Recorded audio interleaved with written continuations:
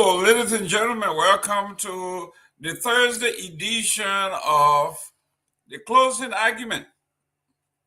Yes, the closing argument. Do you have any problem with the closing argument? Share the show. Call your friends. Share it in your personal connection. If you belong to any group, share it in your group. Get involved. Send in your comments. Let's hear from you. We discuss the issues, current events. Please, we are not all about politics. Sometimes we want to hear something nice about families, about religion, and then politics. We want to know what's going on in your lives. How are you faring with the new issues on the ground? We're talking about, have you seen the prices hiked or higher a little bit? We are talking about 12 to 15% hike in the price of commodities. You didn't hear about that. It's our job to let you know that as of yesterday or the day before, prices of commodities in Liberia went up from 12 to between 10 and 15%. Your gas price has gone up. I know you will have noticed if you're buying gas, if you were buying rice, whatever you were doing, the prices went up. Under the guise of this whole thing that's going on with his former speaker and representatives being put in jail with our bond, while people were busy with that, they were raising taxes on commodities, basic commodities that benefit the regular people. So you have gone out to buy gas, you have noticed your gas price went up, your rice price went up. Whenever there's a tax on commodities, don't think the Lebanese or the Indians will pay the taxes. That's a lie. They will pass it down to the consumers. The consumers will pay the taxes. This government is not bringing in investors to hire more people. When investors come in, they pay taxes to the government. Since the investors are not coming in and taxes are not coming into the government, where does the government turn? To the regular folks. So the increased prices on everything to squeeze every dime out of you. Every time you turn around, this administration is bringing in new districts in different counties. Every time you commission a new district, you have to have district commissioners and their office staff. That additional budget, the wage bill is going up. What they are doing is, since they cannot create jobs in the private sector, they are blowing up a huge balloon. That's what they are doing. Since there's no new job coming into the government, in the private sector, they have to create jobs somehow at the expense of the poor, or the big salaries, big cars, $3,000 for generators. To keep those generators going, somebody has to pay. So LRA turns to the cash cow, the poor and the destitute. So if you saw it, if you didn't see it in the newspaper, if you didn't read the newspaper, and you are consumed with this thing going on with the government and legislative people going to jail, all that smoke screen, they're hitting you in the pocket. It's the oldest trick in the book, pickpockets. They got two guys coming at you, one talking to you, put a hand around you like they're a good friend, and the other one is going in the back and stealing your money from your pocket. That's what's going on here. They have you thinking about what's going on at the Capitol, and they're raising taxes behind you. If you got up this morning, the taxes on gas, your gas price will have gone up. Let me bring in some of the young for Ansu. How you doing there, young man? Thank you. Let me try to get myself right here. Let's see. Get yourself situated. Yeah. Thank you, Mr. Gimmick. When you come to talk to me, be ready, man. You gotta come fight. Yeah, thank you, Mr. Gamer. Good to be on. Yeah, a very wet day. But as Ah, I said, yeah, it's good to be here on closing argument. Let me say hands up to you. Good afternoon, good evening, good morning, especially for people that are online. So it's wonderful, great to be here. It's just like the hustle continue. We are still into it, and it's going to be a continual process. I want you to stand up a little bit. Let me see that shirt that you're wearing. I like that. Oh my God. Stand up a little bit so we can stand up. There Oh you my God. go. What does it say in the front? The University of Florida. That's it. That's what you need to wear. This is it right here. I UF. get There it. you go. University of Florida. Yeah, There you go. yeah, And yeah. the mascot for the University of Florida is that big alligator, green alligator you see on your chest. So Okay, yes, welcome to the Gatorland. That's what we call it, the Gatorland, University of Florida. Wow, okay. great shirt. Whoever gave you that shirt gave you a shirt from one of the best universities in the world, the University of Florida. Huge Yeah. school, 60,000 strong. Yes, that's how big the school is. But anyhow, let's come to today. What's going on in your neck of the woods? Why, as I said, a wet day, but it's not easy. And I don't know. And I was just telling someone, sharing with my guys in back at the office, someone were laughing, but I said, this is serious. Oh. Things is it's just getting a little bit difficult. And and we that found ourselves in the offices, people will say we that found ourselves in this type of maybe established area, and we find it difficult. Then we'll start thinking about what's happening to the woman out there who's selling bitter ball, potato green, cold water. What's happening to them? Has the terrain like? Because as I said, Mr. Gayman, it is so difficult.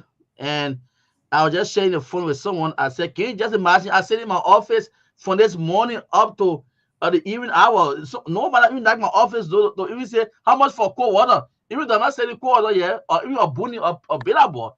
And the whole day just run quietly, and you cannot understand. So sometimes you will say, okay, well, some of the country moving very slow because of many people will say, when development going on. So sometimes you not expect to really see the money out. So we have to focus on the development, but we're not seeing nothing.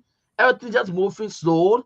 Challenges just there, difficulties are just there. It's just a high politics that just what have covered this entire country. A very high politics, and the human interest, the life of the people. People no more looking up the head anymore. No more. So the high politics are just coming out of the country, and it's just becoming so difficult, big brother. And yeah, so as I say, we that found ourselves in the offices, and people can't come to the door to even knock to ask, how much you sell potato green here, or rare, or that's probably not sending it here. But we can knock to the office, though, it's difficult. So what happened to the laymen out there? What are they going through? Things is tough, difficult, and the challenge is on. Mm.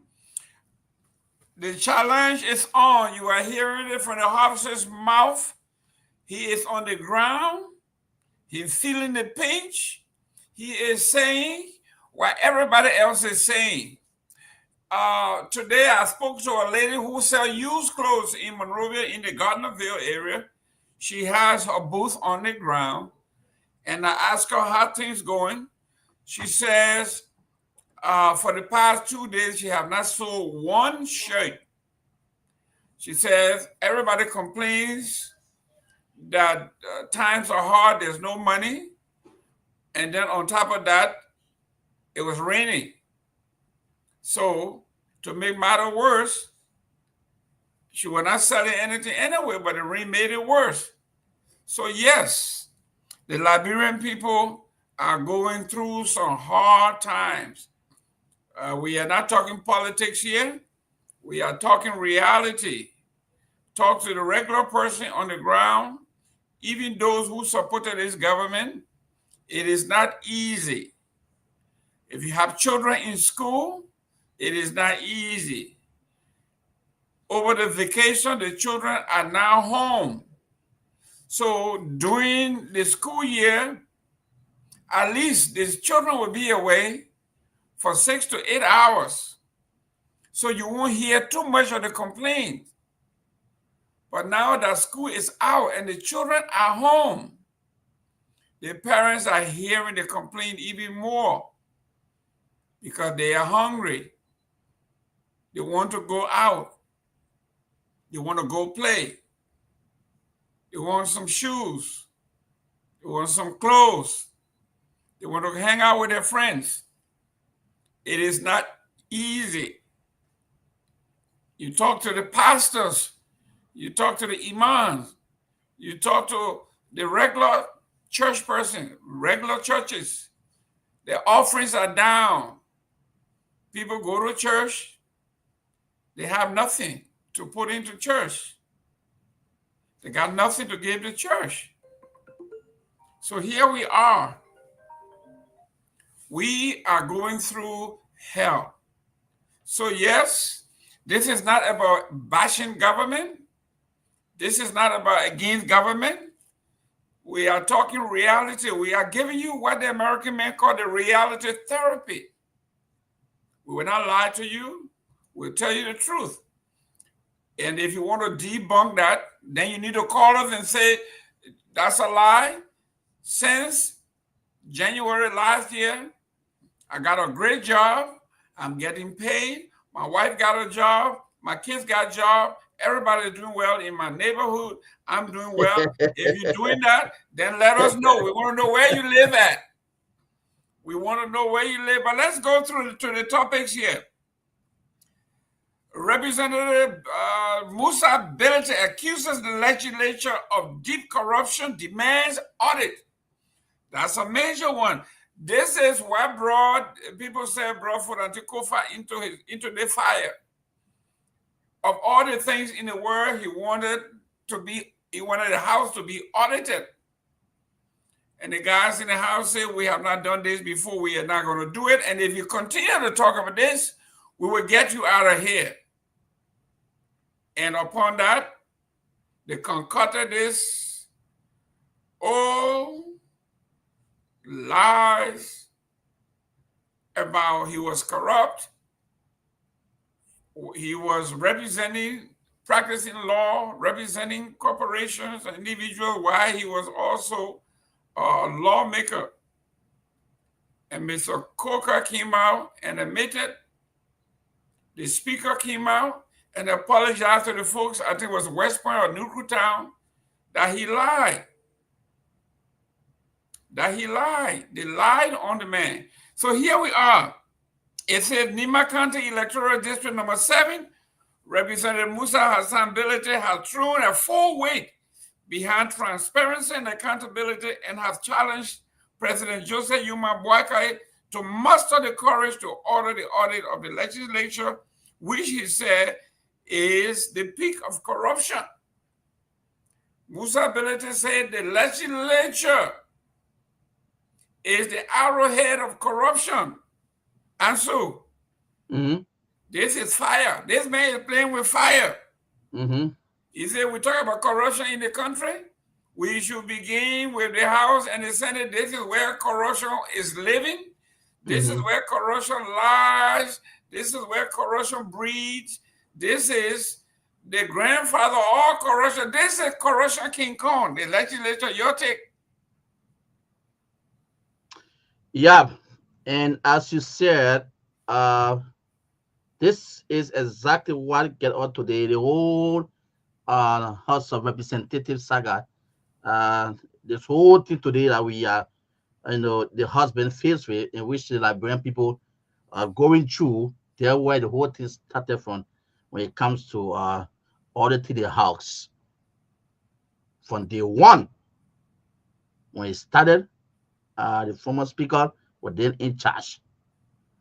There where it started from. And Honorable Belete keep pressing on this thing because he knows exactly that what is going on in her place It is important, it is necessary for the Liberian people to be in the know. Yeah, because we just been having a new group of people who just come in 53, 54, 55. We are not checkmating. Nothing we're doing.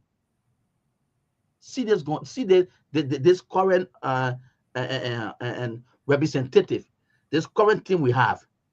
See how the entire week, my bro. We had speaker in between there who took office and Butcher was son. We had a lot of things were just all going on between there. Nobody knows what went wrong. What happened? So again, it is important that communication went to the president. Why can you put down your foot and be strong for us? Look, the only way that place will be audited at us, except the Liberian people get us, except the people that are going through the struggle, the hard time. Because when the people get tired hearing the PP money names, it is not ready running, chocolate dying alive, they see no impact. That's the only way the people going to get out there. They're just hearing the money name, but they're not seeing anything. Nothing going on, nothing happening. Just so when the Liberian people were able to, but Mr. Bailey will keep pushing, he will keep pushing, he will keep pushing, he will keep saying it. And this regime, when I gave him the ears, they will not listen to him. Only the Liberian people will have to. Because I know when they get tired with the suffering they're going through, they themselves will engage their government. They themselves will engage the House, the Senate, to know what's going on, what's happening. Also, if you are interested in county news, let me go here real quick. Then we'll go to other stuff. They say LERC approves new electricity tariff for energy city customer in Bapolu County.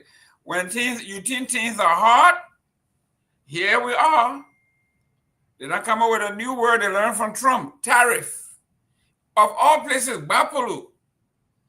The Liberia Electricity Regulatory Commission, LERC, has approved a new electricity tariff of US 0.45% per kilowatt hour for customers served by Energy City in Bapolu County.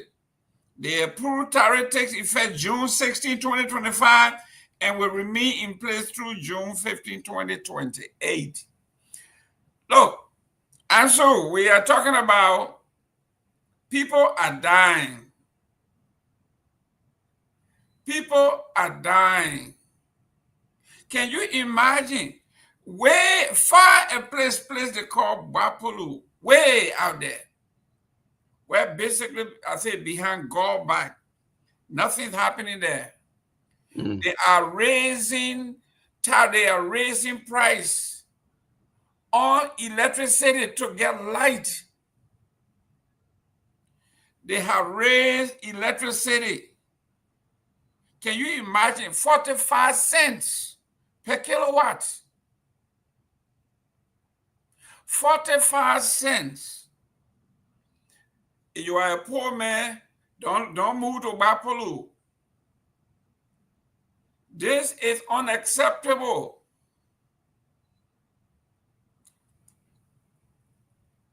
Who is the senator from Bapolu? Who are the senators from Bapolu? I know. The former minister, or former minister of Amara Conan.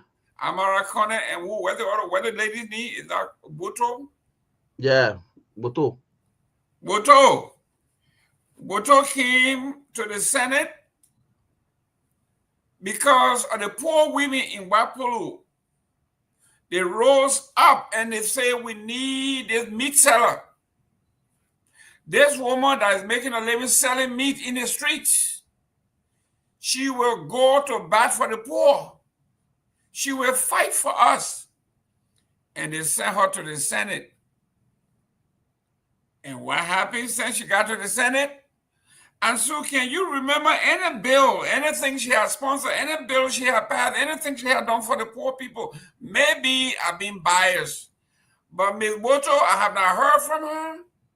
I have not seen her. I have not seen of her of any bill she has passed. I have not seen her fighting for the poor people.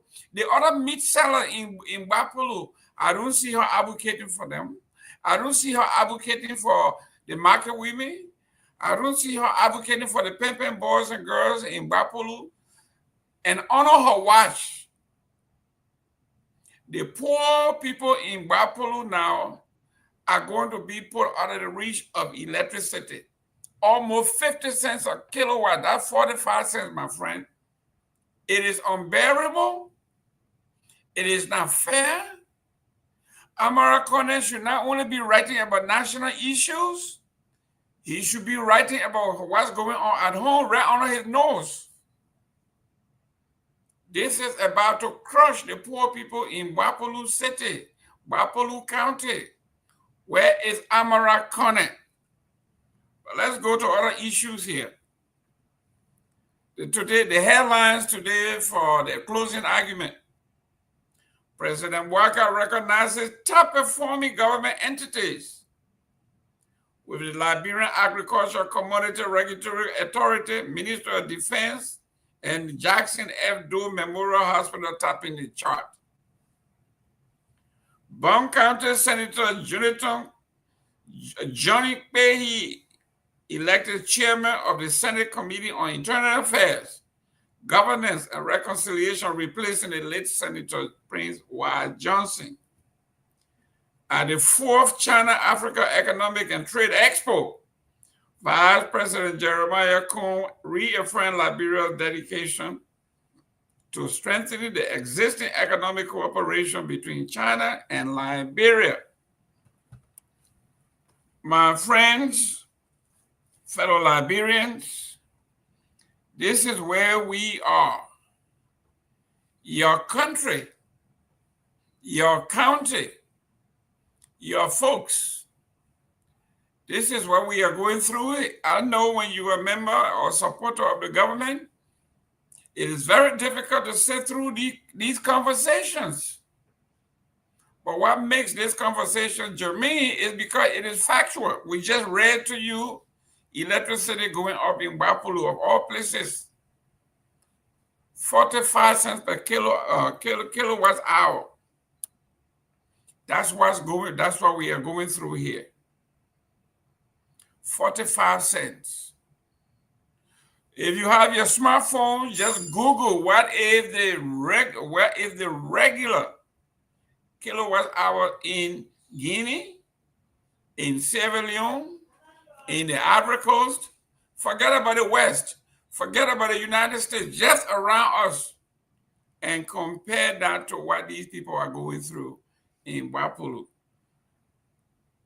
We are talking about serious issue.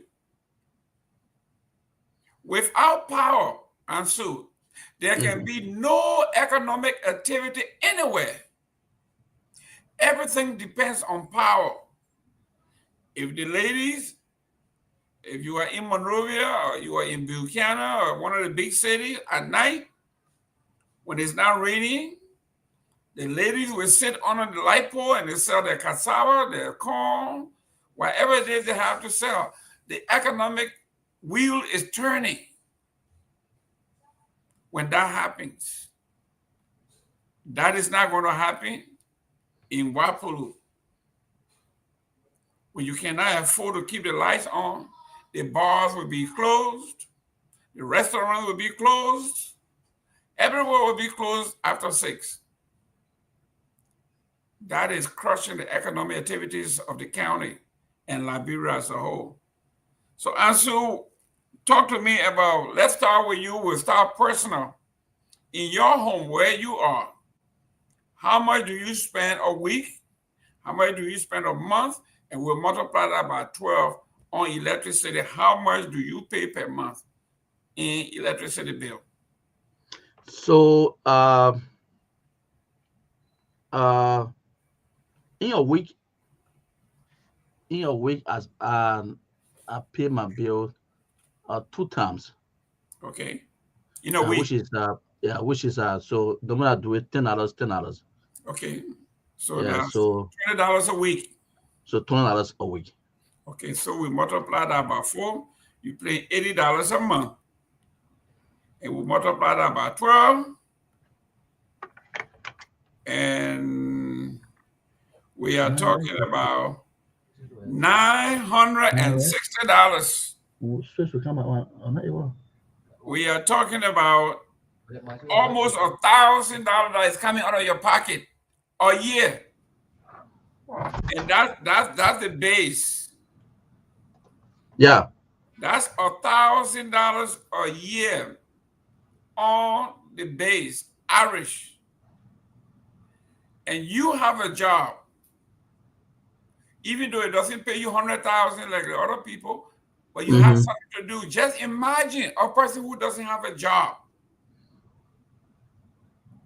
You have children in the home, and you have to pay $1,000 a year just to have some sense of comfort.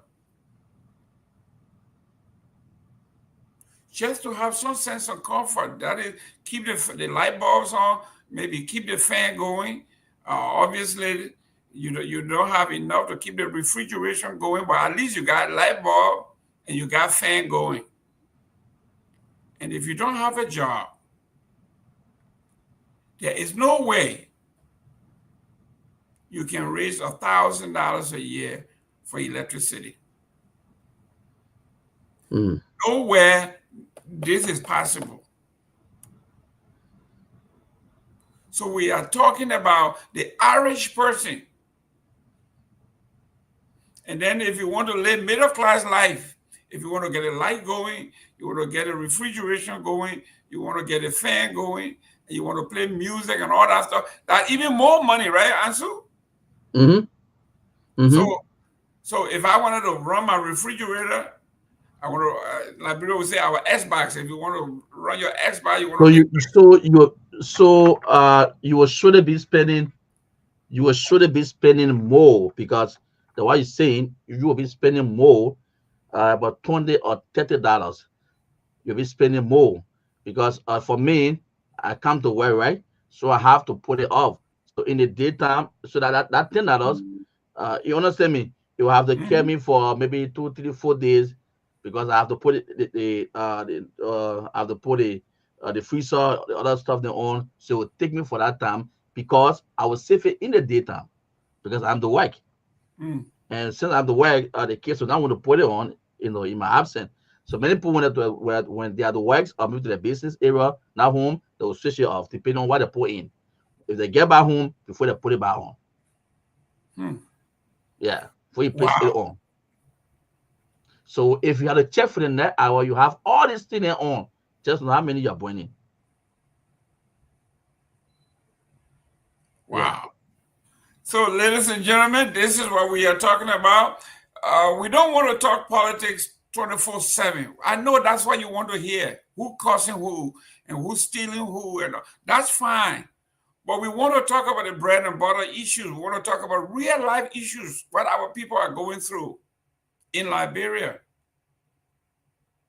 If you have a family, you have a friend, you know what we are talking about because they are calling you.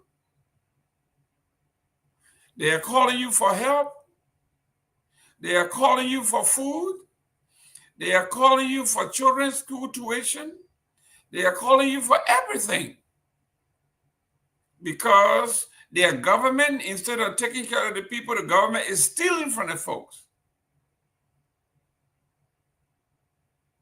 While they were talking about the Capitol being burned and everybody was distracted, they were raising taxes. Basic commodities in Liberia, prices went up yesterday. 10 to 15%. Some say from 10, 13%. Some say from 10 to 12%. But between 10 and 15%, your commodities have gone up. Your rice price, your gas price. If you are a pimping boy, to run your pimping, you need to buy gas. Pimping folks, they drive around all day, all the time until they can get customers. So they're driving around.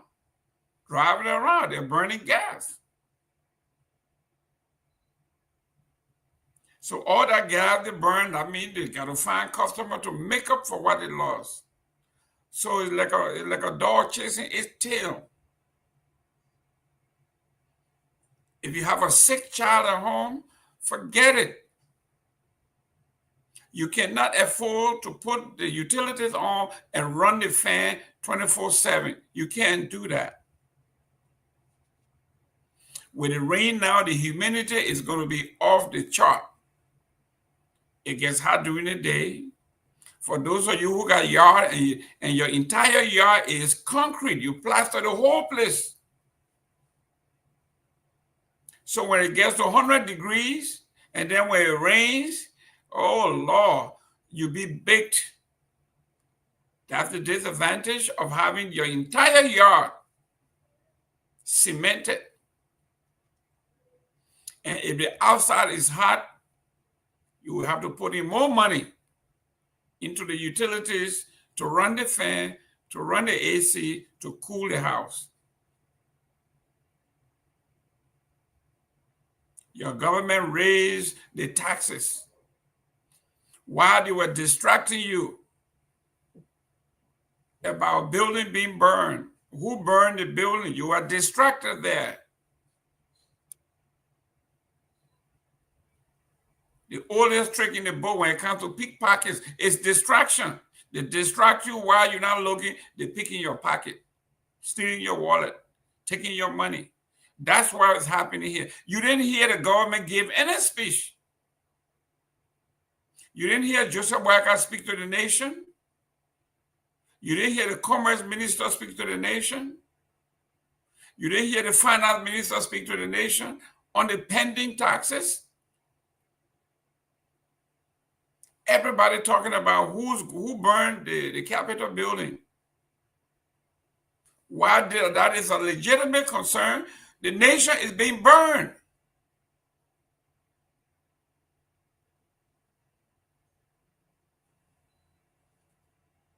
The nation is on fire. Poverty, disease, and ignorance is killing our folks. Because our representatives, our senators, you call them, people in the executive, in the judiciary, they're living good life, excellent life. They remind me of the imam or the pastor who lives a beautiful life, drive a nice car to work, and the congregants are walking. They are walking, and the pastor is in his beautiful car, or the imam is in his beautiful car, and they're going to the imam, they're going to the mosque, the pastor's going to church, and the members are walking, those who are responsible for those cars.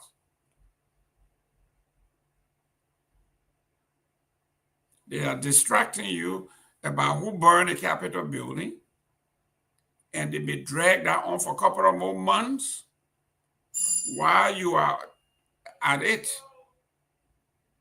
What I like about the strategy with the Joseph Boakai or the administration or politicians in general, the people that they are robbing, the victims are the highest and the biggest supporters. You talk about the rise in the prices of utilities in Liberia. They all employ UPNs. They are defending. In therapy, we call that the Stockholm Syndrome. These are folks, these are victims that reason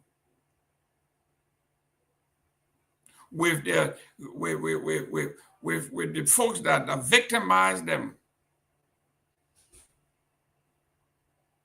It's like somebody said during the war, and obviously, while I was very grateful to God, I wasn't in Liberia for the war, but you hear some of the horror stories. A guy said a rebel picked him up, held him upside down in a well or in some water, and he almost got drowned. And the guy took his head out of the water He said he was so confused, so traumatized. He turned around to the rebel and said, man, thank you. You could have killed me. And the man said, I saved your life. I forgave you. Can you imagine somebody who is killing you, convinces you that he's doing you a favor, but not killing you, and you say, thank you, you could have killed me. You are a good man.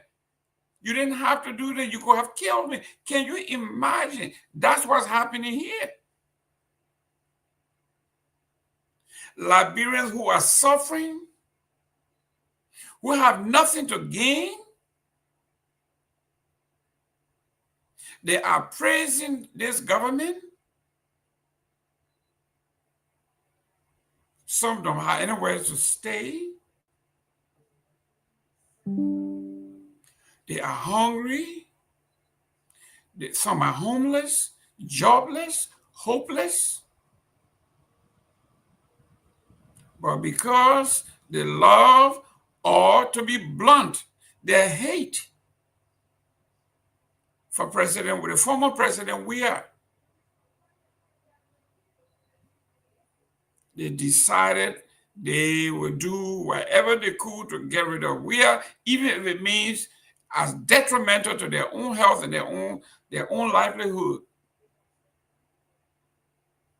Someone said, but if you didn't like Weah, why you didn't pick Cummings?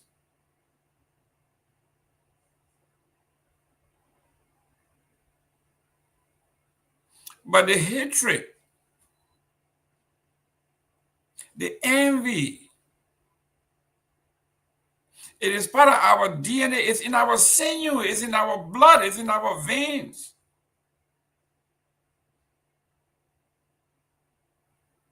So here we are. Amarakone, wherever you are, you wrote a very nice article that our judicial system needs reforming.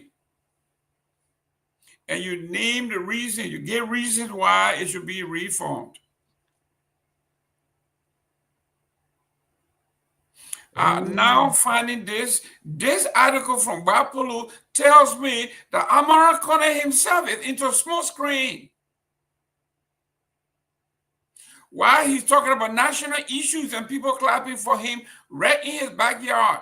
People are dying. When was the last time Amarakone wrote an article analyzing the situation in Bapulu? When was the last time Amarakone gave us a report on how his fellows in Bapulu are faring? If you have seen or heard Mr. Amarakone, Senator Amarakone, give us a rundown on the economy, the status of the Bapulu. Call me and make me a liar. I have not heard it. I didn't see it. Maybe you have. And don't tell me he has a farm and he hired a few people. No, that's his personal investment. I want to know how many corporations have moved to Bapulu. How many people have they hired? How many people have gotten out of poverty? What's the infant mortality rate in Bapulu? What's the unemployment rate in Bapulu? If you say Amarakone has addressed those issues, send them to us and we will play the video. We will read the comments. So don't come here and tell me that, yes, Amarakone just spoke on the judicial issues in Liberia, but what happens to home? We say charity, and Sue is here, we say charity begins at home. Like me. I start my criticism from my senators. I'm from Grand Bassa County. We got challenges in Grand Bassa County. And I keep saying this. With all the power position that Grand Bassa County has, why are we still struggling? We have had pro tem after pro tem after pro tem, all the high position, we have proximity to power. So why is Grand Bassa struggling? That's charity. It begins at home. Grand Bassa County, we are struggling. We have power. We have proximity to the presidency. I think somebody wrote yesterday that the entire Grand Bassa County University was shut down because the generator died. The generator died in Grand Bassa County. The Grand Bassa University died along with it for a couple. Hopefully by now, they said they were looking for funding. They were looking for money to turn the generator on.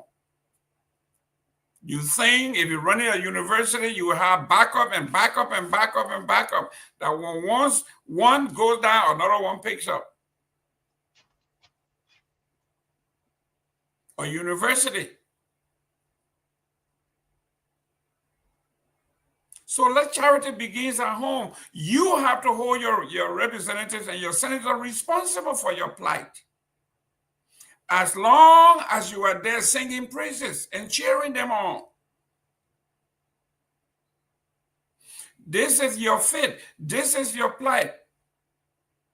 Like they say in Liberia, this is your portion. Some of these disasters are self-made, they are artificial.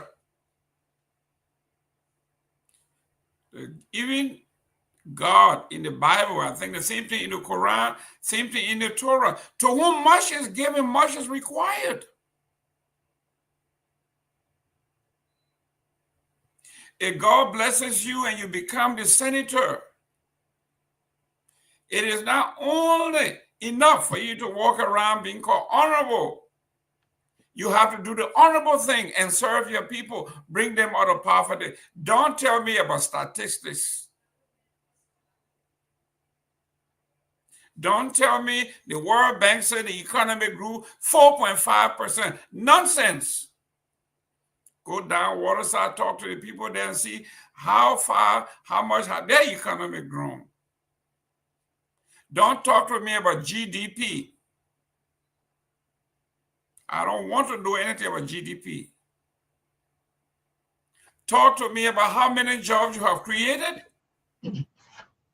Talk to me about how many corporations you have brought back into your counties.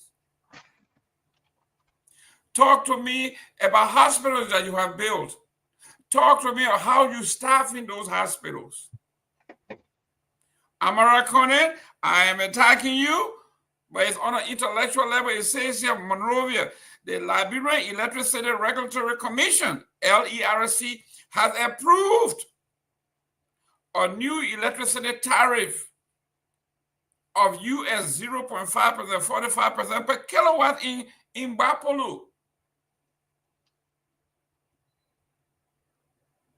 But Connie was writing something nice about the need for judicial reform, talking about national issues. Maybe he wants to be president someday.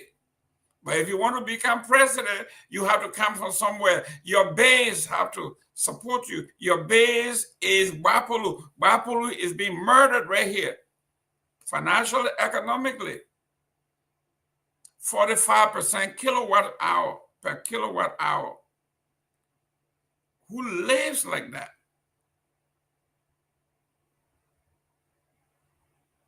How can the average person afford 45 cents per kilowatt hour to operate in Bapolu, where I think the unemployment rate might be like maybe 98%?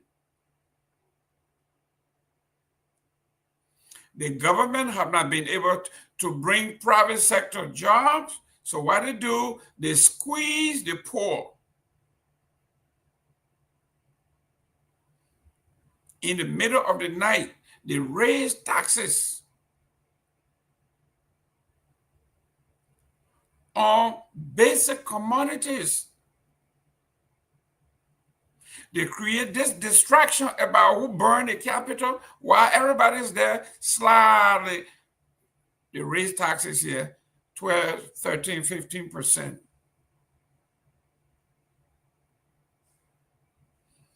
The finance minister never spoke to the nation. The commerce minister never spoke to the nation on the increase of these prices. The definite president never addressed the nation on the increase of these prices. So where are we? The poor Liberian has no money. You have no job. The government does not have never developed private sector. Nobody have been able to come to Liberia to create jobs that will trickle down. So how do you raise money to pay all your top officials? You squeeze the poor people. You raise tariff. They don't want to call it taxes. They use the American term now. So regular folk can't figure it out. Tariff is another word for tax or taxes. Tariff.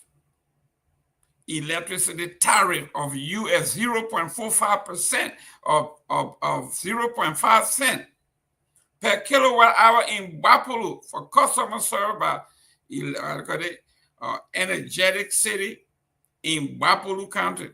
The approved taxes takes effect January or June 16th, few days from now. Few days from now in Wapulu on the 16th of June. Today is the 12th. 4 days from now, if you are in Wapulu, get ready. They are coming to pick your pocket. Talk. If I were from Wapulu, if you have any friends, relatives, let them get on the phone and start calling the senators, the representatives. Where were they when the government approved this monstrosity? Call them, let them be accountable to you. That's why you elected them.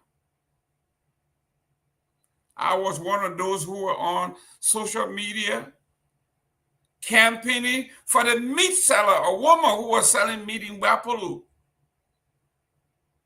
I was dancing all over the place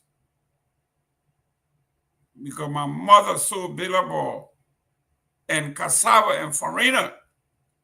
So for a woman to come from Wapulu selling meat, going into the Senate, you think she would be going out there to fight for the poor and women. Since she's been there, I've been following her. Maybe I missed something. I have not heard her campaign, advocate, write a bill, sponsor a bill. Zero, as far as I'm concerned. If I'm wrong, please send me her accomplishment. The meat seller. How poor can you be? She came from the lowest of the low, selling dry meat. That is a story that is worth being a movie. From selling meat to the Liberian Senate, not the House, the Senate. Nobody can write that script. That movie needs to be made. The reason that movie is not going to be made is because it has a terrible ending. It has disappointment written all over it.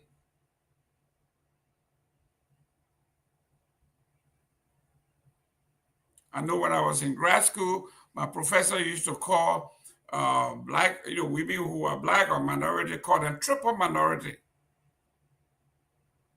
He says, you come from outside of this country. No matter how bright you are, you have to have the realization that you are a triple minority. You are black, you are outside of the United States, and you have an accent.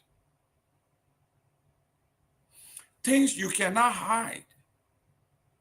When you walk in, they know you are a female. When you walk in, they know you're black.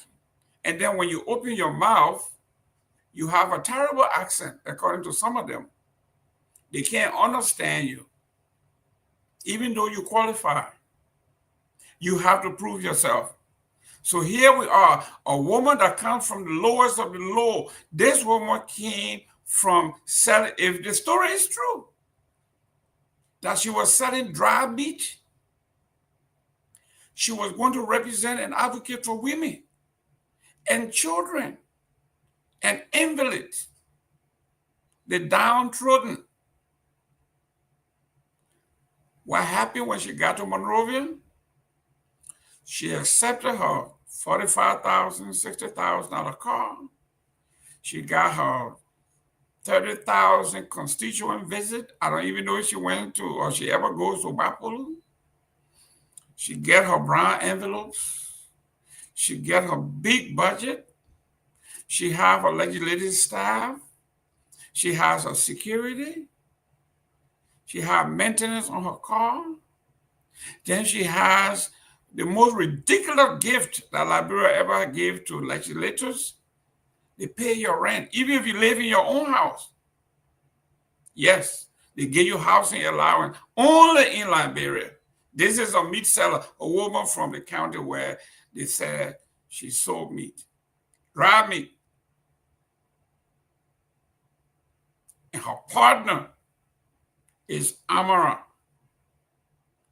former minister of finance. On his nose, this monstrosity was able to pass. June 16th. June 16th. It takes effect June 16, 2025. June 16th. Everybody in Bapulu, of all places, you are going to be paying 45 cents per kilowatt hour to run anything in your house. Bapulu, of all places, where I think, I'm not sure, but if according to Martin Cully, if the unemployment rate in the country is 92%, it might be 98% in Bapulu. How are they going to afford to pay for utilities? The few people that can afford it now, they are going to squeeze whatever they have out of you, and they starve. June 16th. Let me welcome J. Victor Nambwe. Chief, how you doing there? Hey, Mr. Gibbon, how are you, my brother? I am on fire. I'm on fire because of what's happening to the poor people. Being poor is not a crime. That's why we elect our folks, that our resources will be used to lift us. We put you in the sea, and we're hoping that that wave is going to make it's going to float every boat. But the only boat that is floating in Liberia are members of the legislative body. And the poor are dying poor, no hospital, no dialysis, and yet and still, they call themselves honorable. This is Bapulu. We are talking about Victor Nambwe. Bapulu. They passed this law passed. It was released. The press release was today, the 12th.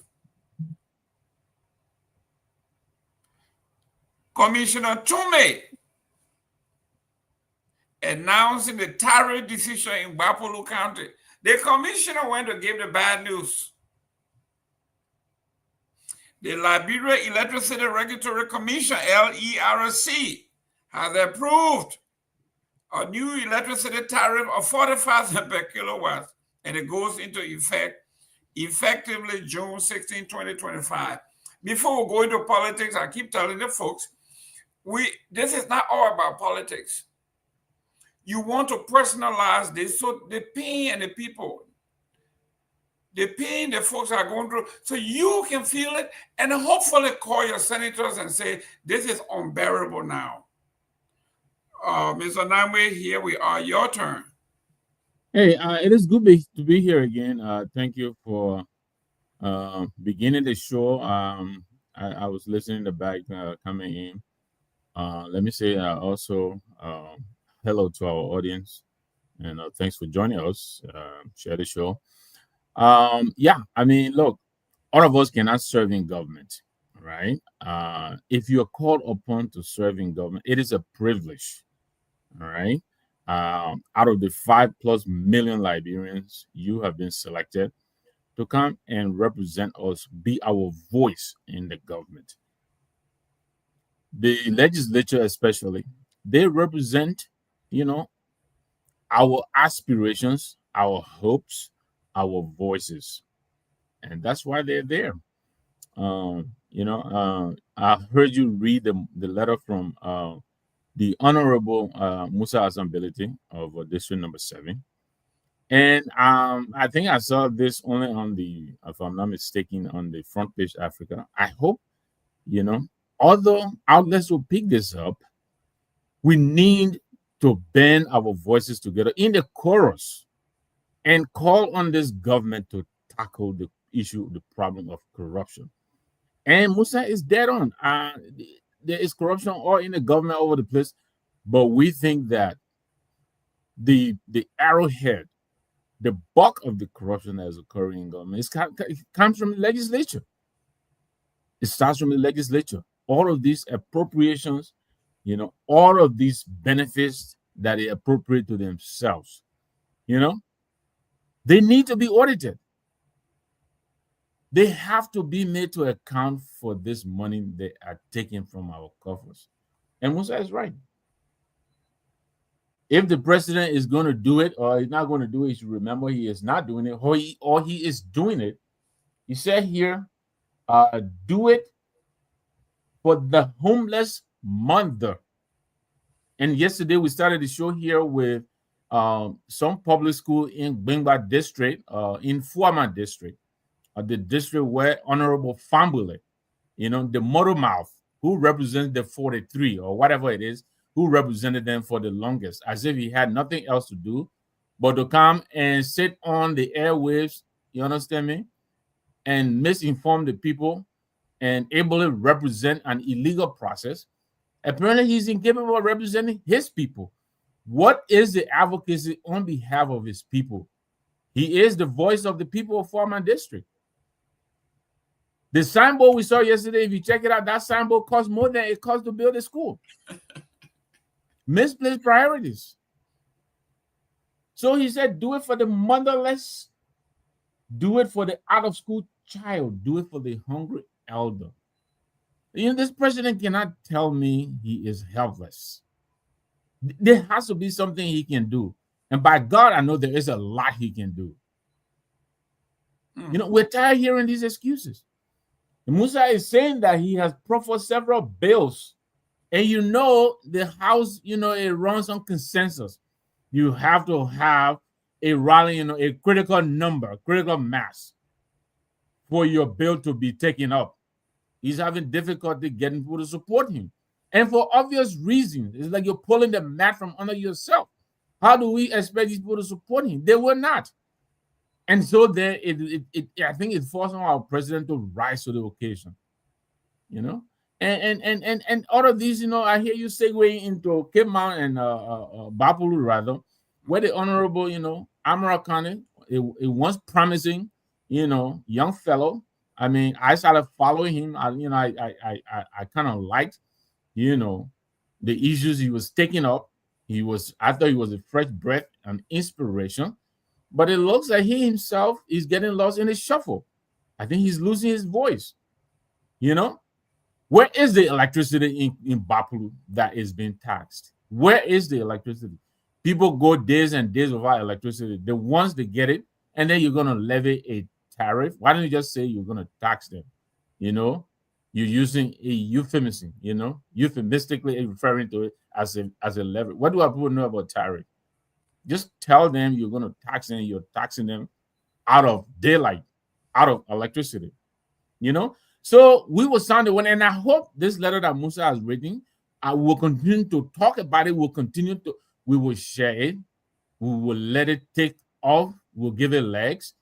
A lot of our people need to know about this letter and read it and call the legislator to join Musa. They need to audit this house if they have the courage, the gumption, the fortitude to prosecute so-called arsonists, they obviously have the time and the gumption and the fortitude to audit this rotten House of Representatives and the Senate, the legislature. They need to audit these people.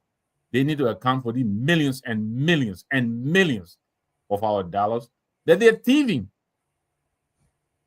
Most of these benefits they're appropriating to themselves are illegal. They don't deserve them. They don't, and they know it. So we'll add our voices wherever we can. We sure we can. They should audit these people, and if they are found culpable, if they are found to be corrupt, which we think they will, they should be made to return our money and return our resources. So it is great to be on the show. I'm happy that I have the opportunity to say my piece. I will pass it on back to you. Well, Ansu. Yes, Mr. Gay man. We are So talking, yeah, well, yeah, you go ahead. myself, you myself, we just were just on the scene. On the scene part when Mr. Nambwe came in. Just what we said. We said that place need to be audited, and for me, I said, Mr. Beto will keep pushing it. Honorable Beto will keep pushing it, and the best people to stand to know exactly what's unfolding, what's happening in the house will be the Liberian people. Because when they start hearing the big money names into that place and they're not really feeding it into their lives, the people as themselves will go to that Capitol building to engage the lawmakers. Wow.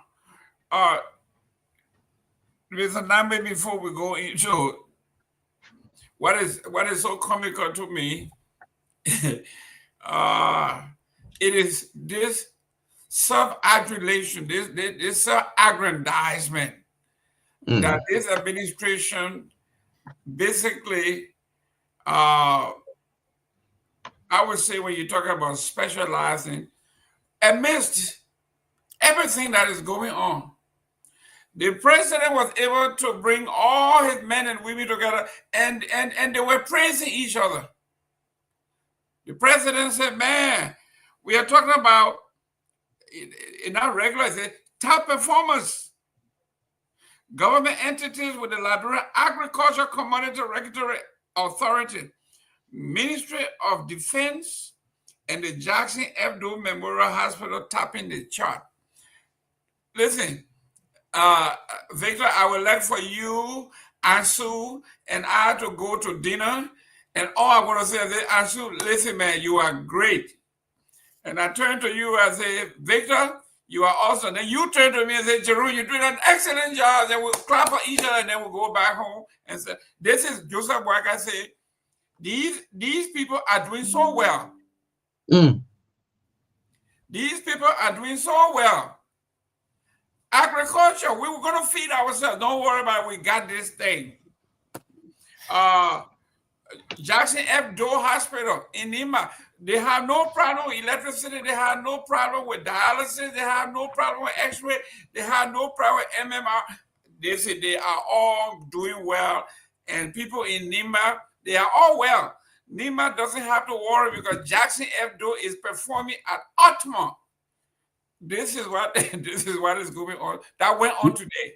You know, as if they're not doing it enough on whatever reloaded, right? So now they have I think they have the teacher reloaded, the principal reloaded. So I guess the president must be the superintendent of the reloaded. I mean, they're doing that already. You know, do they really need an additional backslapping? You know, I think I forget the parable the way it is said in where I'm from, Barobo. But you know, if you have to, you know, toot your own horn, there's something is not going right. You know, let others, you know, shower you with praises because of what they see you doing. But if you're going to set up a whole platform just to do that, and then you decide, oh no, this is not even enough, let's escalate it to the next level. Something must be wrong with you. You know, something must be wrong. You need to look yourself in the mirror and answer yourself. Am I doing this, you know, because something good is really happening? Or am I starved of being praised, you know, showering yourself with praises. Yeah, I mean, everybody get up, you look in the mirror, you're the best looking person on the face of this earth. That's, you know, your point of view. But let me say, Jerome Gaiman, you're the best looking, or Ansel, you're the best looking guy on the face of earth. I think that would mean a lot more. That, you know, but you know, look, even if I don't care how many times they say it, I think we're talking deeds, right? The deeds, you bear them out. There's a lot that they could be doing here, and we're really urging them to get on with the business. You know, I'm not impressed yet. They can go on reload or climb on the top of the executive mansion and toot their horns, whatever it is. Show me what you're doing. I think that's what I'm looking for. I think that's what most of the people are looking for. You know, you're talking about imposing tariff. You know, is that really the way to go? Yeah, and so I think if it is possible, Jerome, maybe we should open the line. Let's hear the people. Let's have it. You know, a little bit of input from our people. I know it's around 10 o'clock in Monrovia. You know, if it's not part of the format for tonight, I get it. But if we can make time for a few calls, you know.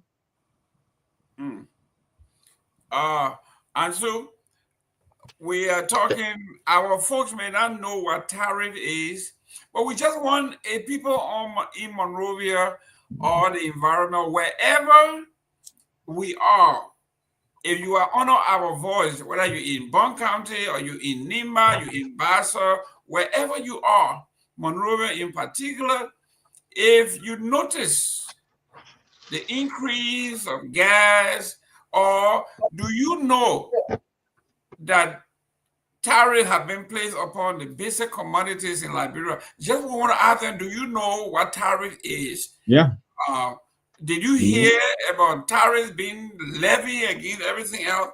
And what is a tariff? Let's just hear what a basic Liberian will say.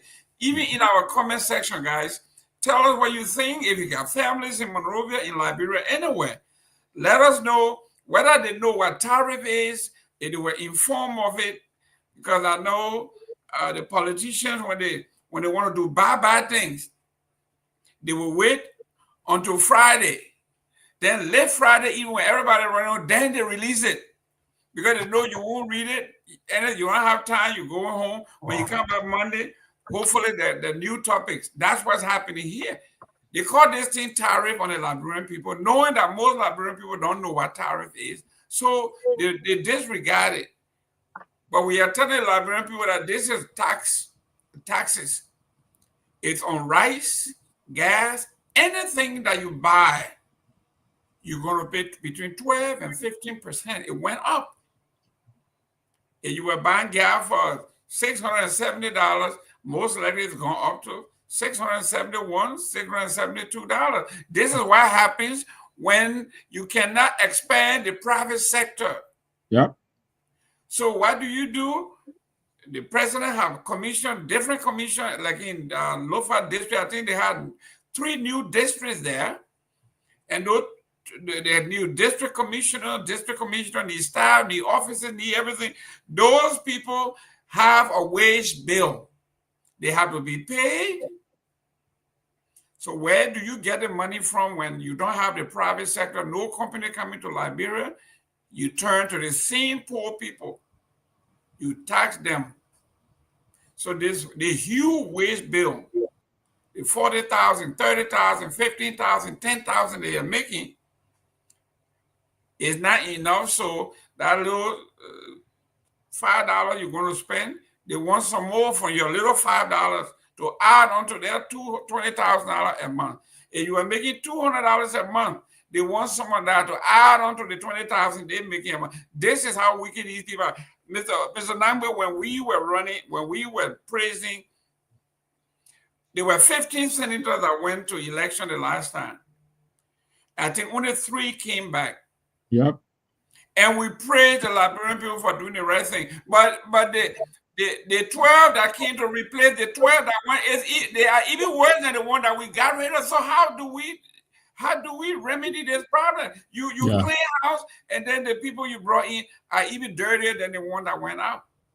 Look, that is like you're saying, and the little silver lining seems to be that our people are wising up now. They know how to sniff out the bad ones. But I think we need to help our people so that they sniff them out even before they get elected. They should sniff them out during the campaigning, because most of these people come to our people, promising the heavens. I think our people now we need to find a way to get them to decode some of these pie in the sky promises that they're making to our people. Because I think it's also calculated on these people's part. Some of them know you promise whatever you can, and you go and sit down in there for what 9 years and 6 years or whatever it is. Yeah, after that time you're satisfied. You don't get reelected. You move on to the next thing. So yeah, our people, I think at least they are now sniffing them out. The return rate is pretty dismal because our people know that these people, when they get in there, most of them don't do nothing, don't do anything. You talked about the honorable, two senators from Bapulu. I mean, it's not only them, but I'm coming back to them because you talk to them, and I'm trying to maintain the synchrony here. So yeah, the honorable lady there. I mean, there was a lot of furor about her. A lot of people, supported her female, representing the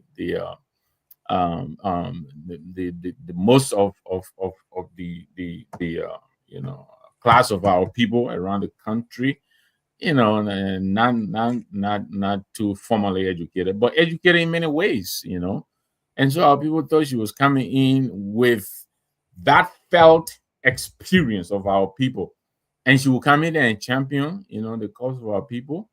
But she's been in there for what 3-4 years or whatever it is. I haven't heard a peep from this lady.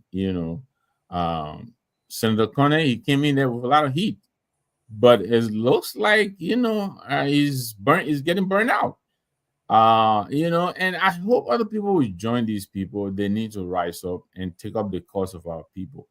you know so when the people don't perform, our people go and wait for them at the polls. That's where they deliver their judgment.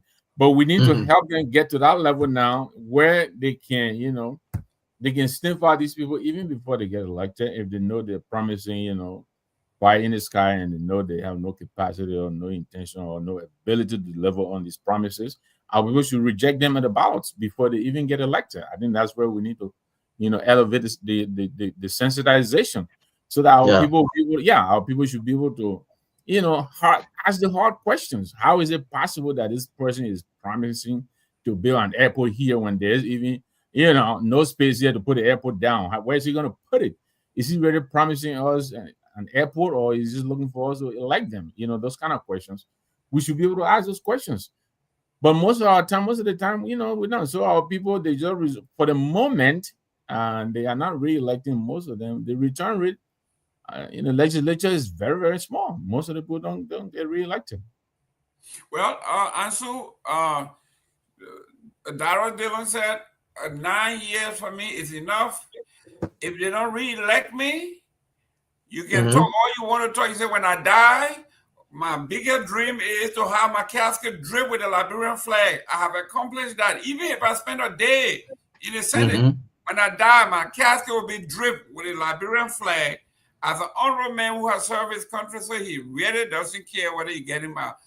And so, what is the remedy? What do you think we do? 9 years. I think honorability has a point when he says the bill, the first bill, actually that every senator, legislator should talk about is reducing the term of service. He wants us to go from 9 years to 6 years, like in the United States, from 6 year representative to at least 4. In that way, he says, Hmm. it would behoove us and everybody else to push such a legislator down. When you give somebody 9 years, that's a decade, and it's basically guaranteed. 9 years is giving one man or one woman guaranteed a decade. And when you look at how much they make a year and you multiply that by 9 years, Yeah. they will have established an account so powerful that they can go out there and buy their own elections. This is what they have done. They have feathered the nest so much that they can move 10,000 people from Cape Mount to Bassa. Move 10,000 people from Bassa to Cape Mount to vote for them. Things that the regular Namwe or the regular Ansu Salif cannot do. So this is what we are going again. Ansu, you are on the ground. You are talking to folks. You experience this thing. What are the people saying? What are they thinking? What do you think? Have they just put their hands up and give up and say, you know what? We have tried everything. It has failed. Let's just leave them alone. Let's just go. What are you hearing? What are you feeling, Ansu? What I do see from our people, that is, they may also understand that the past election, the 2023 election, to just show or serve as an example to our politicians, especially to our lawmakers. Mr. Gayman and Mr. Namwe, this is why people organizing protests, people organizing gathering. You hardly see the people going out there anymore because the what you said, they're becoming more silent and cannot just wait for the next 3 or 4 years to just come and pass.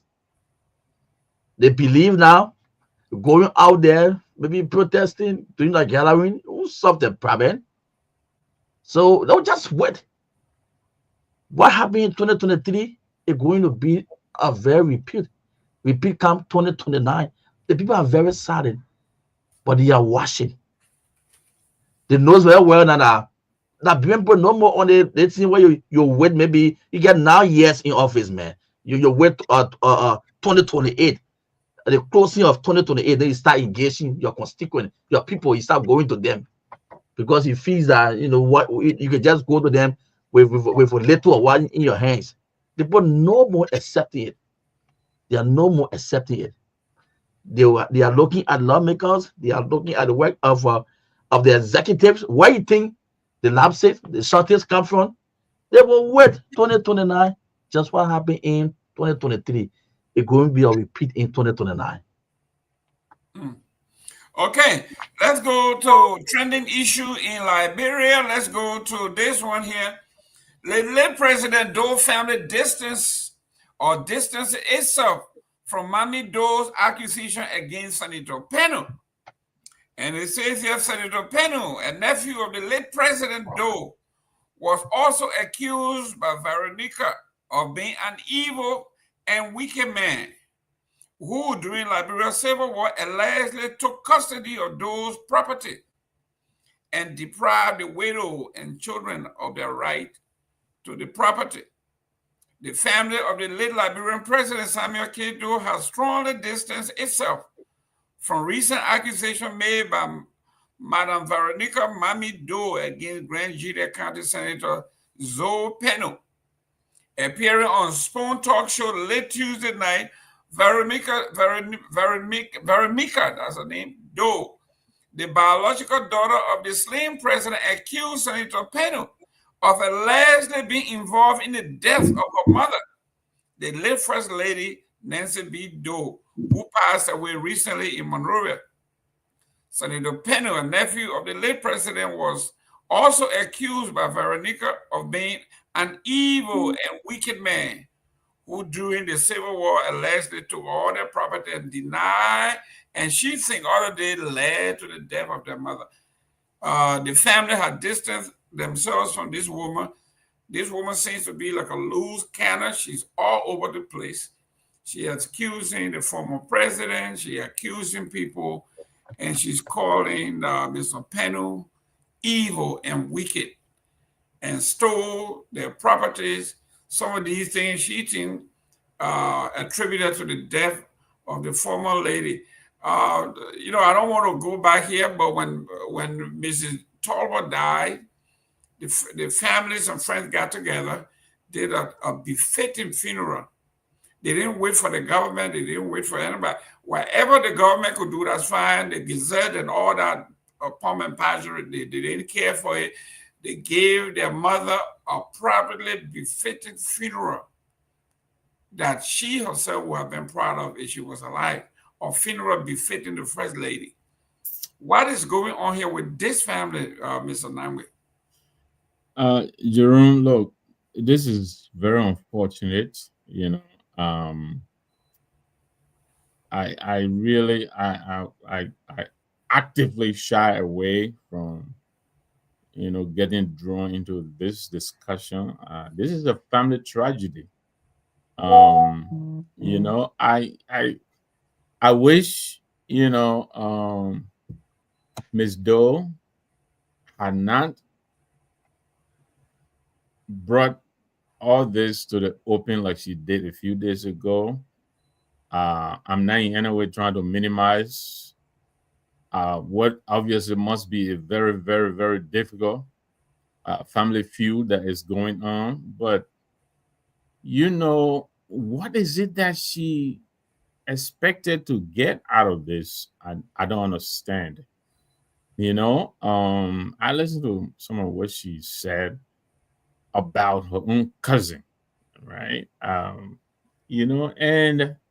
I'm saying to myself, okay, so you come and you tell us all this, what are we able to do about it? Practically nothing. I think right now the focus, her preoccupation should be giving her mother. I like the fact that she said they're going to try to rebury their dad, the former president, alongside now the former first lady. I think that really kind of touched my heart, and I appreciated that. I think she this story has taken on so many legs. Um, like I said, it's just very unfortunate. Um, she is antagonizing, if I should say, but not antagonizing former President Weah. She seems to have a softer spot for the current president. And again, it is within her right, to warm up to, whomever. But this is her mother's homegoing and now her father's reburial. And right now, all we're talking about is what we should not be talking about, which is an obvious family feud, and this happens in families such as, you know, I was big family with not too much to go around. The president, former president King, I was not a fan. He terrorized a lot of us progressives. President Doe did. He terrorized us. I was not a fan. Um, but I think the man has, departed this world. The wife is joining him.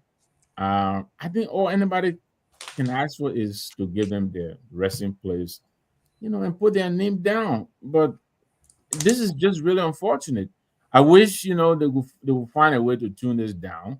Almost every day there's somebody now in the press who has something to say, and there'll be a lot of people. I listen to the former coach of the Lone Star and all of that. Is another guy I like a lot, James Salinsa Diba.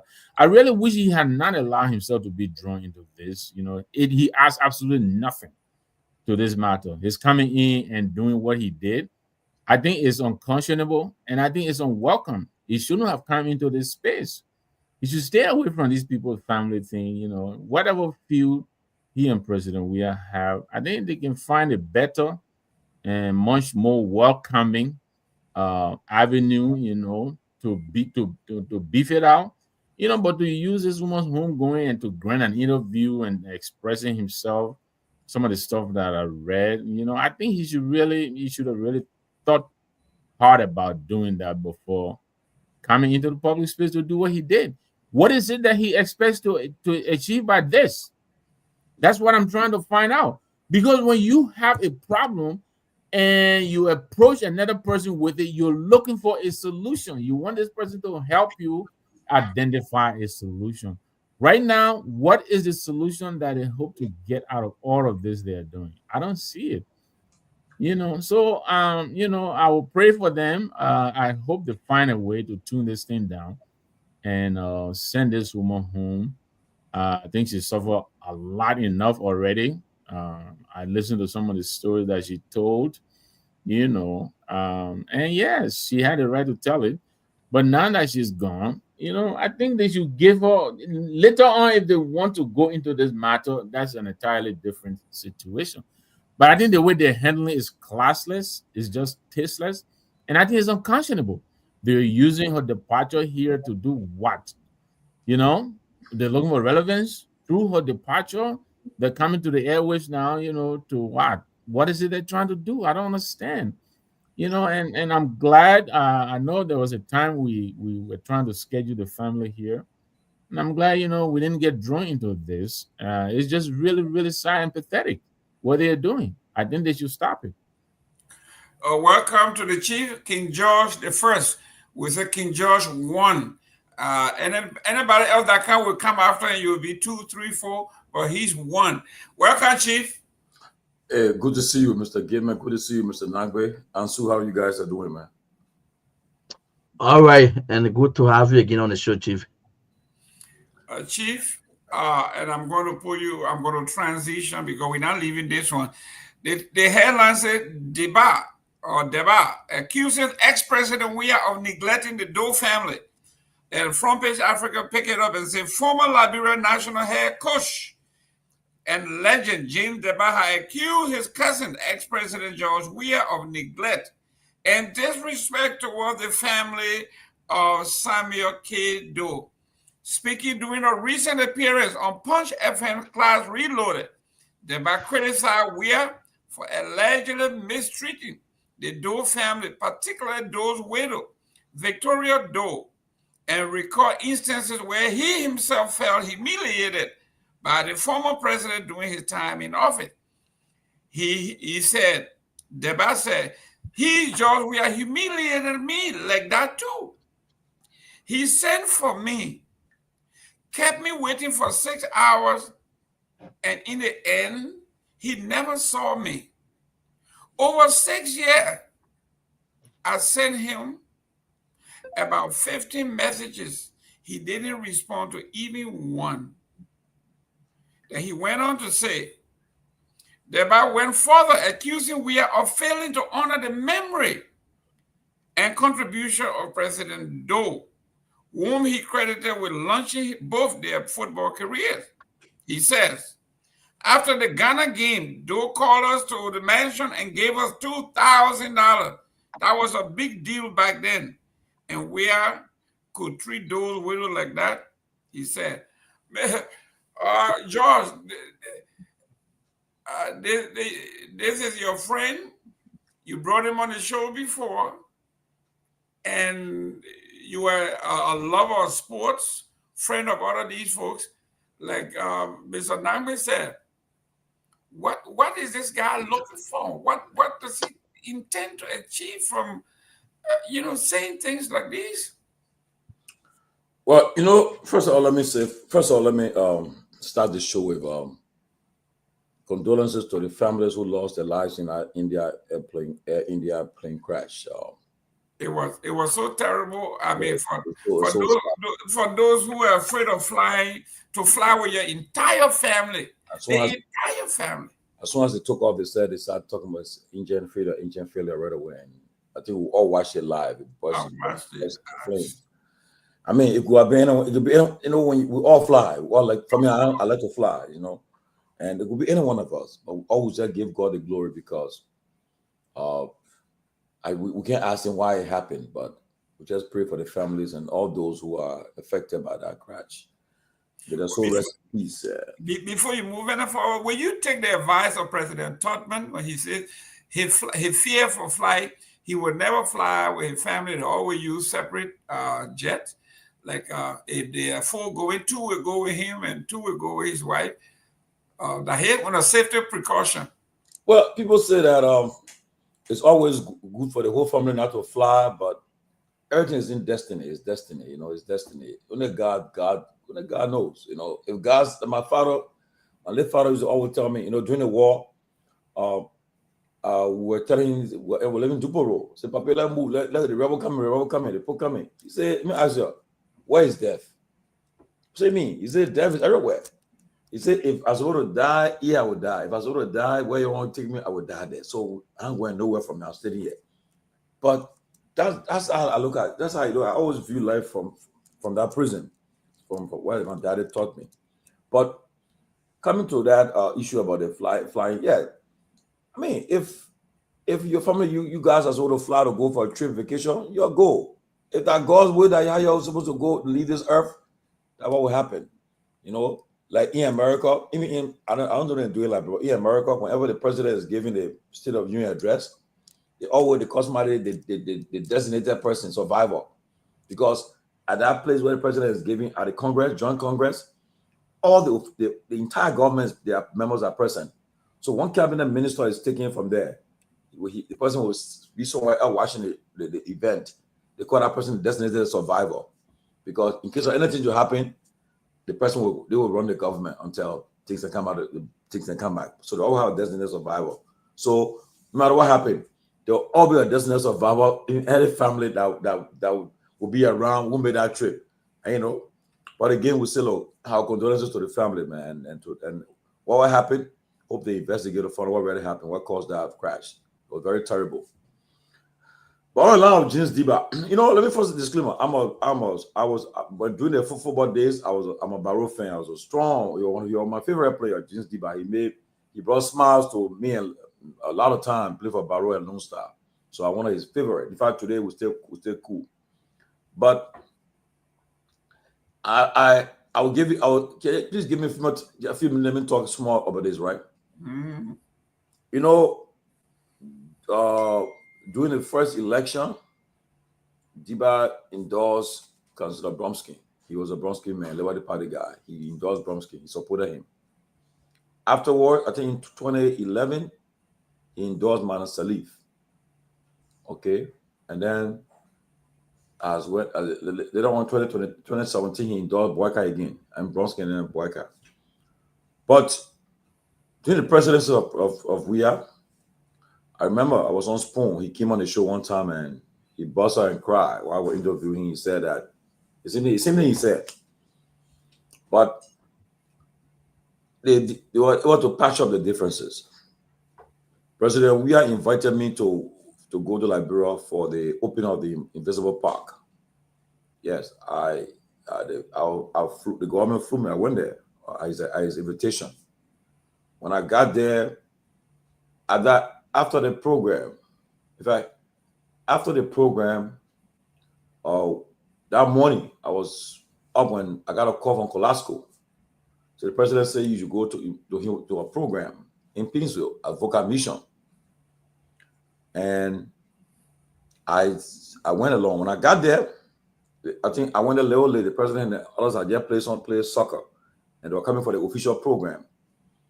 And when he sat down, he asked for me. They told the guy, let him come. When I sat down, Diba was sitting with the other guys. And President Weah said, about what Diba do over there? Let him come here. He should be of us.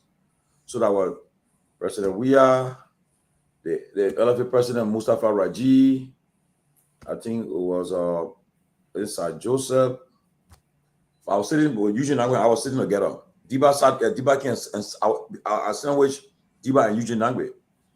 So President Weah said, but Diba, you should be of us. You know, you should be on you with us. So after that, Diba sat down. From there, President invited us to Jamaica. I went there late too again. So I went there, people had left. But during the election, Diba endorsed President Weah. He supported Weah. He endorsed in this one election. Supported him. And furthermore, I was even informed that when they were playing in Liberia for Lone Star and IE and Barrow, Weah left to go professional first. He went professional. And the story is told that there was a time that he came back for vacation, I think, and the president was looking for him, asking for him. So he got scared, you know. Apparently he thought, say, President, one of the president people, he said, I heard that say he was afraid. When the president look so that actually was senator, said when there were LEC boss, all the guys and say, the president looking for me for. So we are trying to run away, trying to avoid it, trying to get the country to go. But then I think some top official of the government said, no, we'll take you to the president. Don't worry, we'll go there. Well, they went there. Then one of the father that President Dua said, I'm looking for you. So what? He said, yeah, Mr. President. He said, do me a favor. I want you to take the guy from here. I said, who? He said, Diba. He said, oh. So yeah, I want you to stay and sport, whatever the case. I want you to take it from all over the country. Find a way to get him out of here. We got to say, oh, but the president, easy thing, I will do it. So I think it was through that he was able to. He said, but then he said, oh, he thought the president was something different, but to take Diba out of here, he said, easy. And I think he went to Cameroon and he made way for Diba to come there. He applied for Tonnerre. Diba applied for Union Douala. So, and the story is told that we have told the people that, look, I got somebody who plays football. You think I can play? That's somebody, the guy bringing him, come here, you'll be surprised, you know. And you're able to get him to Cameroon. And then afterward, I think, we had a 3 years contract in Tonnerre for Cameroon, but then he never spent 3 years. He spent 6 months. And he got recommended to Monaco. Wow. He went to Monaco in France. He didn't stop there. He took Kerry and make sure Diba to join him there too. Okay, he played at Monaco, but then Diba was loaned to Valeries, the third division team. He was loaned to a third division team in Monaco, Valeries. But he was able to help to recommend and get him to France there. What happened there? You all know the story. Diba played for Monaco. He played for Nice in France. He played for what other club in France name? Another club in France. I think he played for PSG, if I'm not mistaken. I think we are, but I think he played for Monaco and Nice, I think. Okay. Yeah. So then from there, and they left. And Diba, we are wanting to conquer the world of sports and soccer. He became the world best and everything. But he always respected Diba though. Whenever he always, when they come for national assignment, he will make sure that the Liberian government sent for Diba. When Diba arrived in the country, the first thing Diba asked for, you go to him, you go to we, I say, my man, you got my per diem, you got my reimbursement, I pay my way to come here, everything.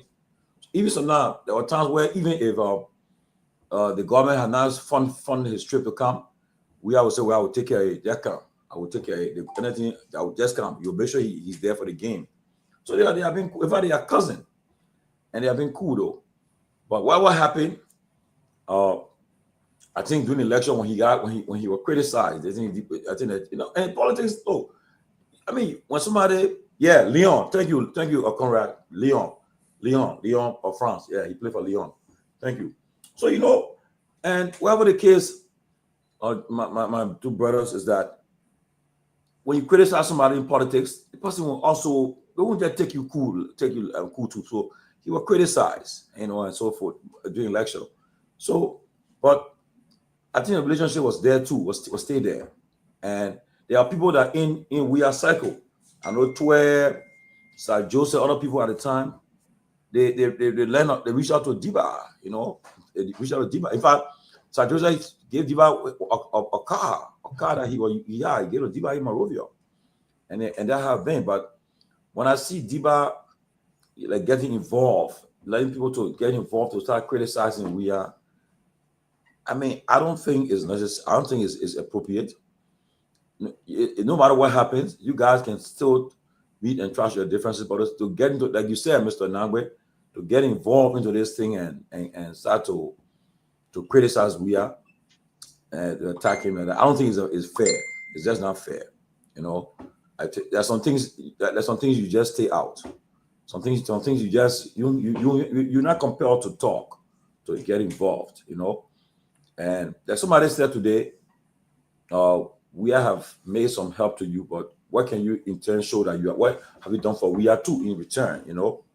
What have you done for him? They say, well, I did this for him too, and so forth. But I think it's unfair to we are. Diba to allow himself to be used. I don't know what he's doing it for. You support this government. It's your right to support the government, but to go ahead, to come and attacking your brother, your cousin, whatever the case, in such a time like this, I don't think it's appropriate, you know. And we all know, all of us on a platform, maybe Mr. Ansu, but we were in Liberia when Samuel Doe he called two of his sons. He took them. In fact, when Lone started playing, in fact, those who go on the camp on the eve of the game, he would go on Lone Star camp on the eve of the game. He would take Diba, Pewee Bestman, I think Washington Blade, and Mike Gibson. He would take them from among the players and go drive with them around town. Because he was into this game. He would tell them how much he won the game. He won the game, you know. And they all got so close. And what happened with the late First Lady, I mean, people, they are wrongs on all sides. But like I told somebody, if President Boga was not president today, you think he would have visited the home of Nyenwolo home and gave a purse? I mean, you all know the story. President Boga never had it. We saw what happened. We saw how our brother Costa used to raise funds for him all the time. Raise funds for him. He never had it. So he wouldn't have gone to the house to go and give purse. Okay. Number two, if Ellen was president, they will be calling for a state burial for Nyenwolo also. President, so the daughter of the former first lady should not feel that because you're talking to President Boga and the government about to do. I mean, she served our country. She served our country as first lady. She head of the group of 72nd and everything. So I think the best thing to do to just be cool, because honestly, whoever was president at this moment would do the same thing Boga is doing today. I want you to not forget. See, Manasali, she and Doe never had it. They were not too cool. I'm sure she sent her condolences to them, but for her to go there because she was very afraid of the same problem. I think, and so forth, you know. Mr. Cummings, I don't think he hadn't dealing with Doe, but he was planning. I think he's going to go there today too. I think either today or tomorrow. Okay, because he's doing it because he's a statesman too. He's a leader of a political party. He said, "Let me go to identify with the family." Now, if he goes there tomorrow so when they come out something here and say, "Oh, why he can't here? They will find something on him too." You know, so I just think that the woman should be buried in peace. Yeah. Bury this woman, give her a befitting burial, and people should stop using this thing to score political points and be used. So I think Diba attack on Guar is unfortunate. I don't think it was appropriate. Diba is my man. Diba and myself cool, but I'll be honest with you. I'm a big Barrow fan. I love him. He was my favorite player through the days in Liberia, but this one I don't think is fair. And mind you, it's just not fair. It's just not fair at all. So Mr. Gamer, Mr. Nyenwolo and Ansu, I think it was wrong. And we shouldn't let people use us for political purposes, you know. It's just not fair.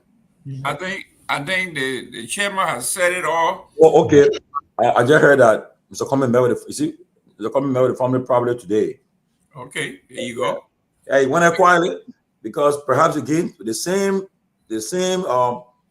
attention. People make a big deal of it. They will say somebody will say something. Oh, the first thing somebody will say he ever knew those that he knew the woman before. So and he do it in good faith, but we have standing around because it's all about politics now. And you know, so he quietly went there today because I sent our guys. There was our guy from closing argument. We went there waiting for Mr. Cummings, but apparently while they were waiting, Cummings already either meeting the woman or her left. Because he told me, "Oh, Chief, the Cummings not here." So I was in contact with the Cummings folks, and apparently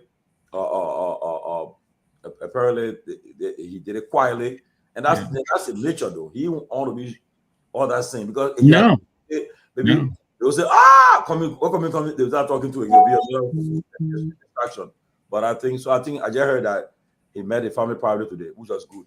You know. Look, Chief, you know, I'm with the CMC now.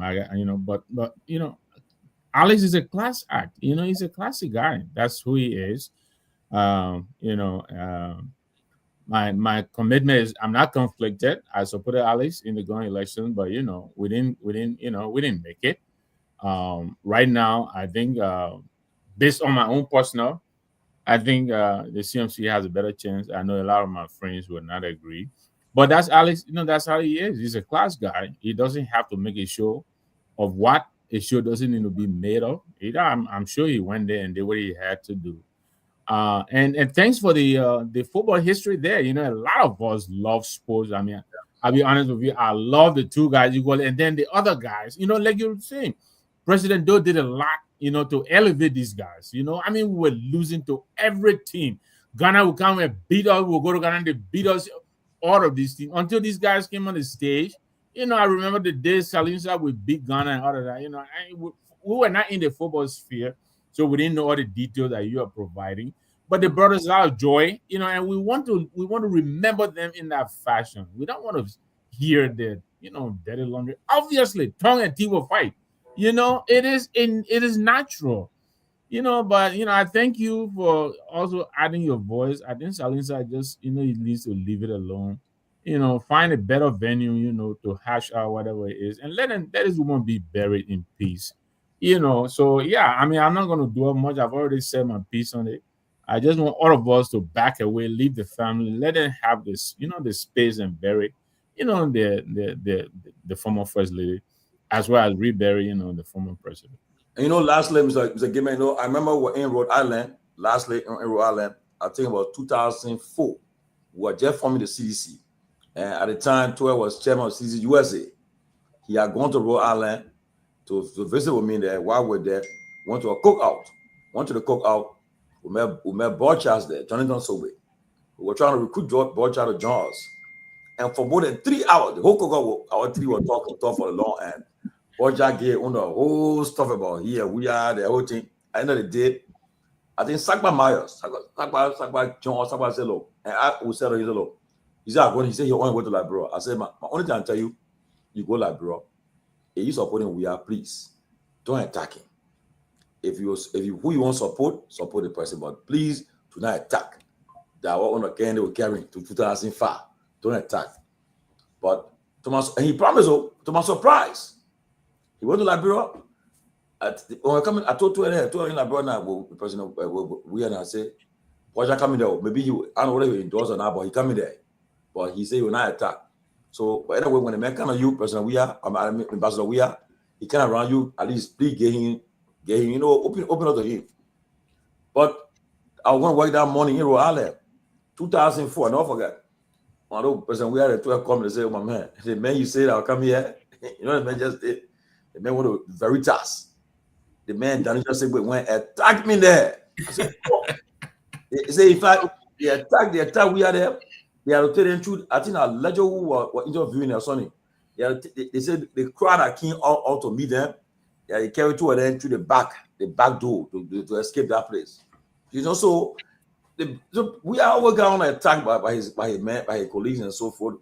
And at the time, so when he respond, then they say, different thing, But I'm sorry, it's unfortunate that what I see happening. I think that the numbers say. We should just forget about this thing, get out of here, let people bury their family member. You want me to tell you what I feel? Look, it is not easy being relegated to be you saw that too, right? Yeah, that's what he said. Okay, Joey, I got my success in his hand. He would determine whether I'm successful feeling in Liberia. Yeah, right.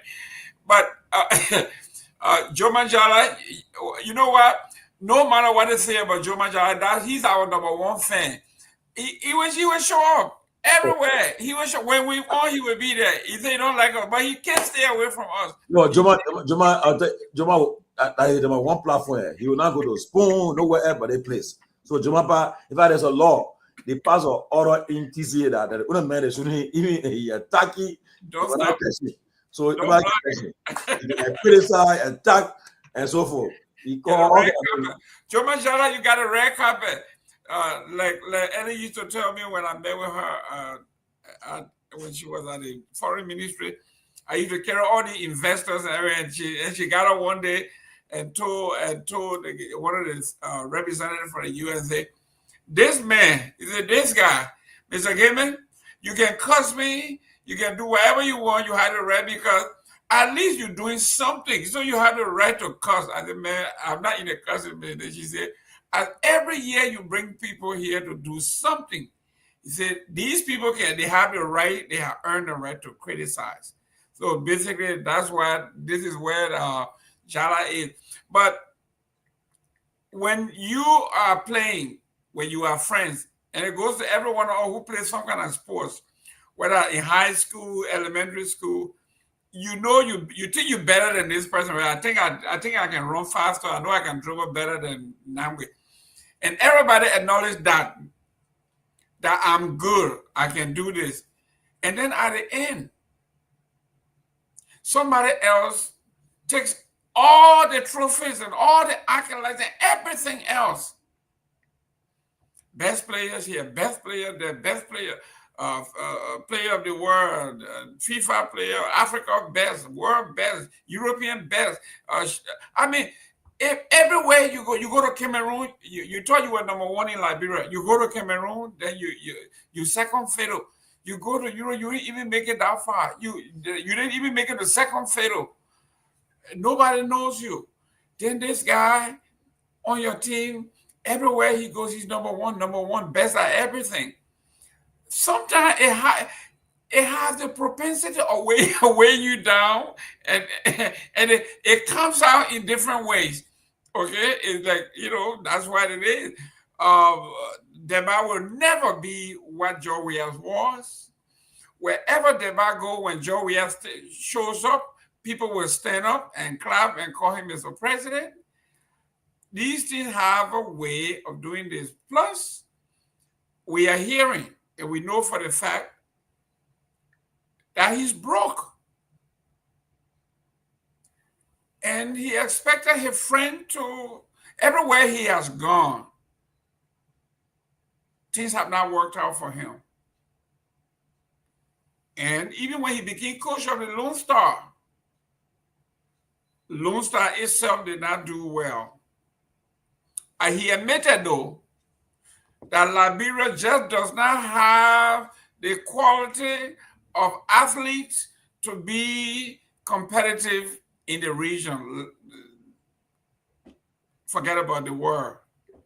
He finally admitted. He didn't take the blame, though, that he didn't do well. He said, we just don't have the talent to bring the Lone Star to where the people, basically, he was trying to manage our expectations. So this thing between he and George Weah will never go away. As long as George Weah is living, this guy will be number 3. And he just cannot fathom that George Weah have become number 1 everywhere he goes. But let's go to the next one here. Bon County Senator Johnny Pewee, elected chairman of the Senate Committee on Internal Affairs, Governance and Reconciliation, replacing the late Senator Prince Y. Johnson. Let me go to Ansu on this one. He's been sitting there for a while, talking to some girls. Ansu, here we are. Your best friend, Prince Y. Johnson, my condolences to you. But he got a replacement now. Johnny Pewee is now the chair. What do you expect from that chair? And what a man who is the chair on Committee on Internal Affairs, Governance and Reconciliation, what they say they're supposed to do, because Prince Johnson showed them reconcile the country.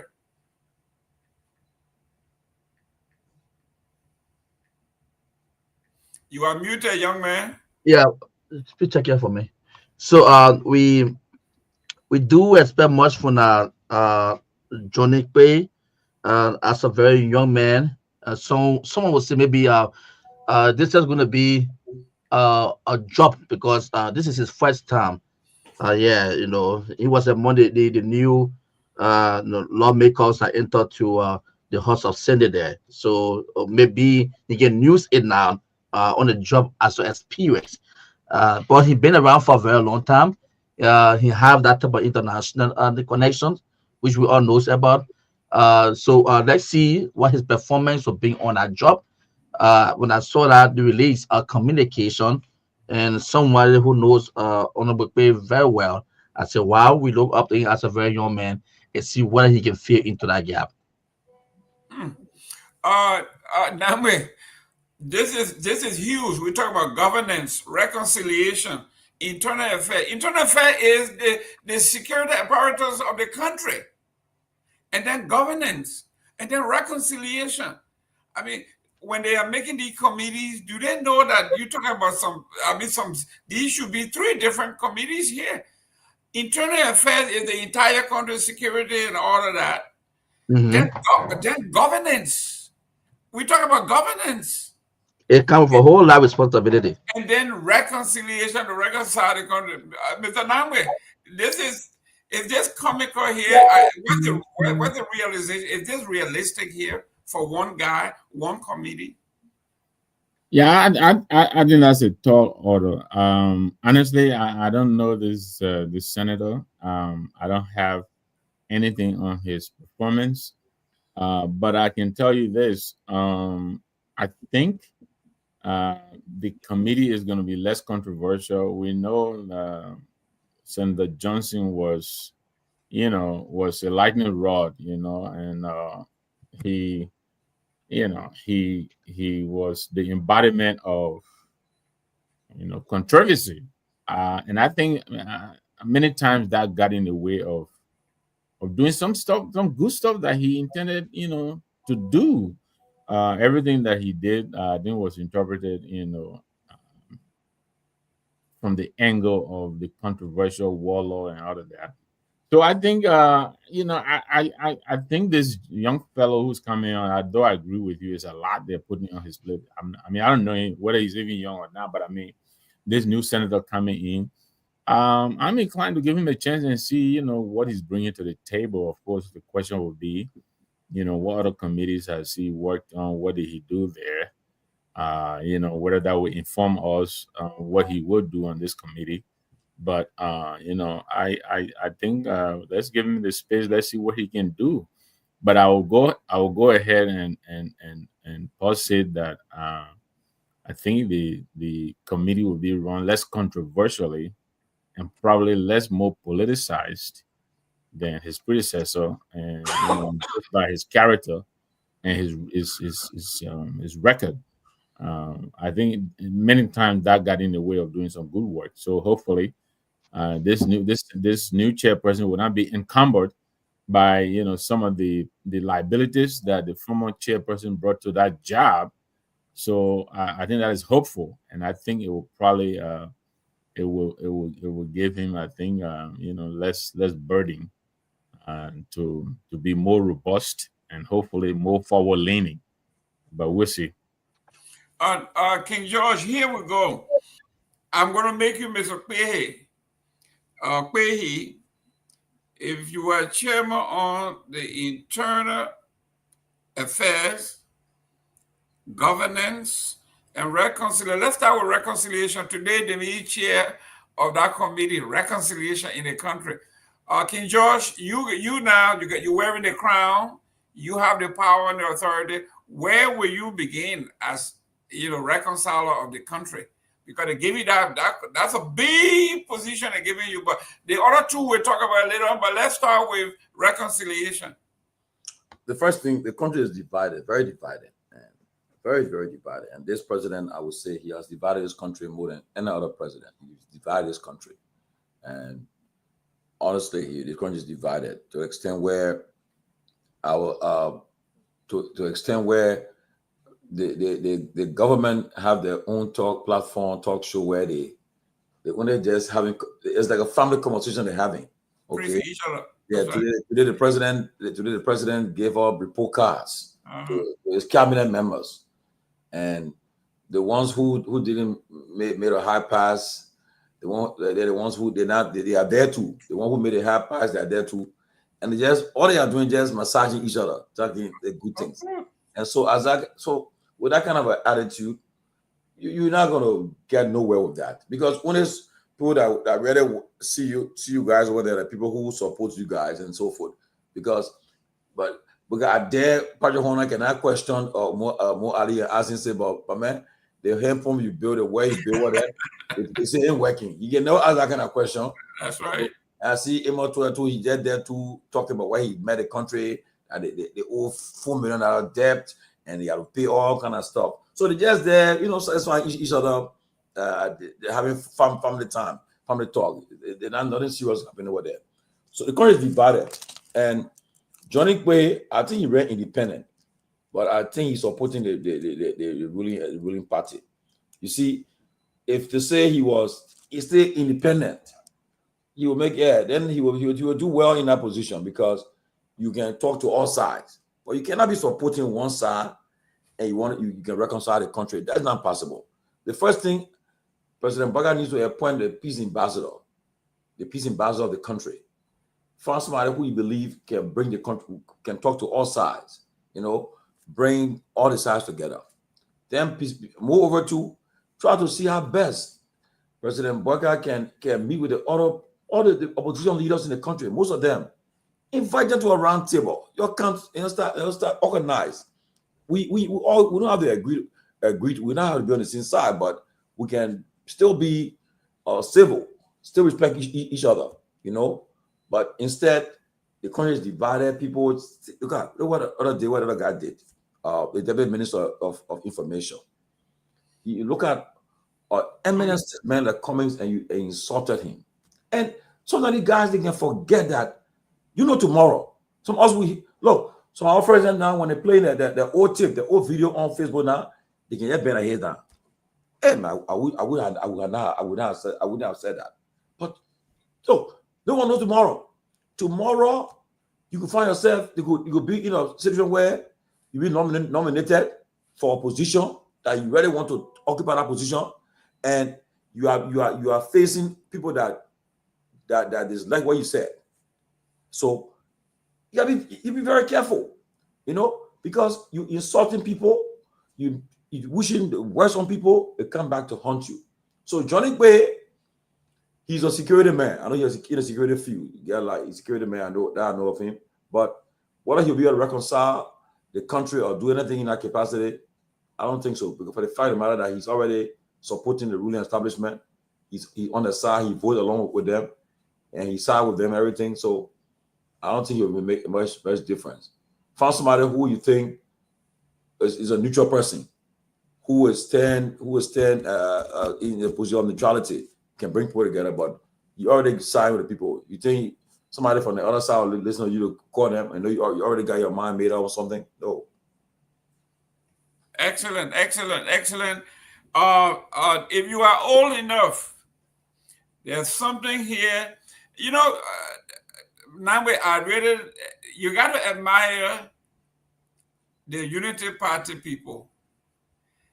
These people think that they will live on headlines.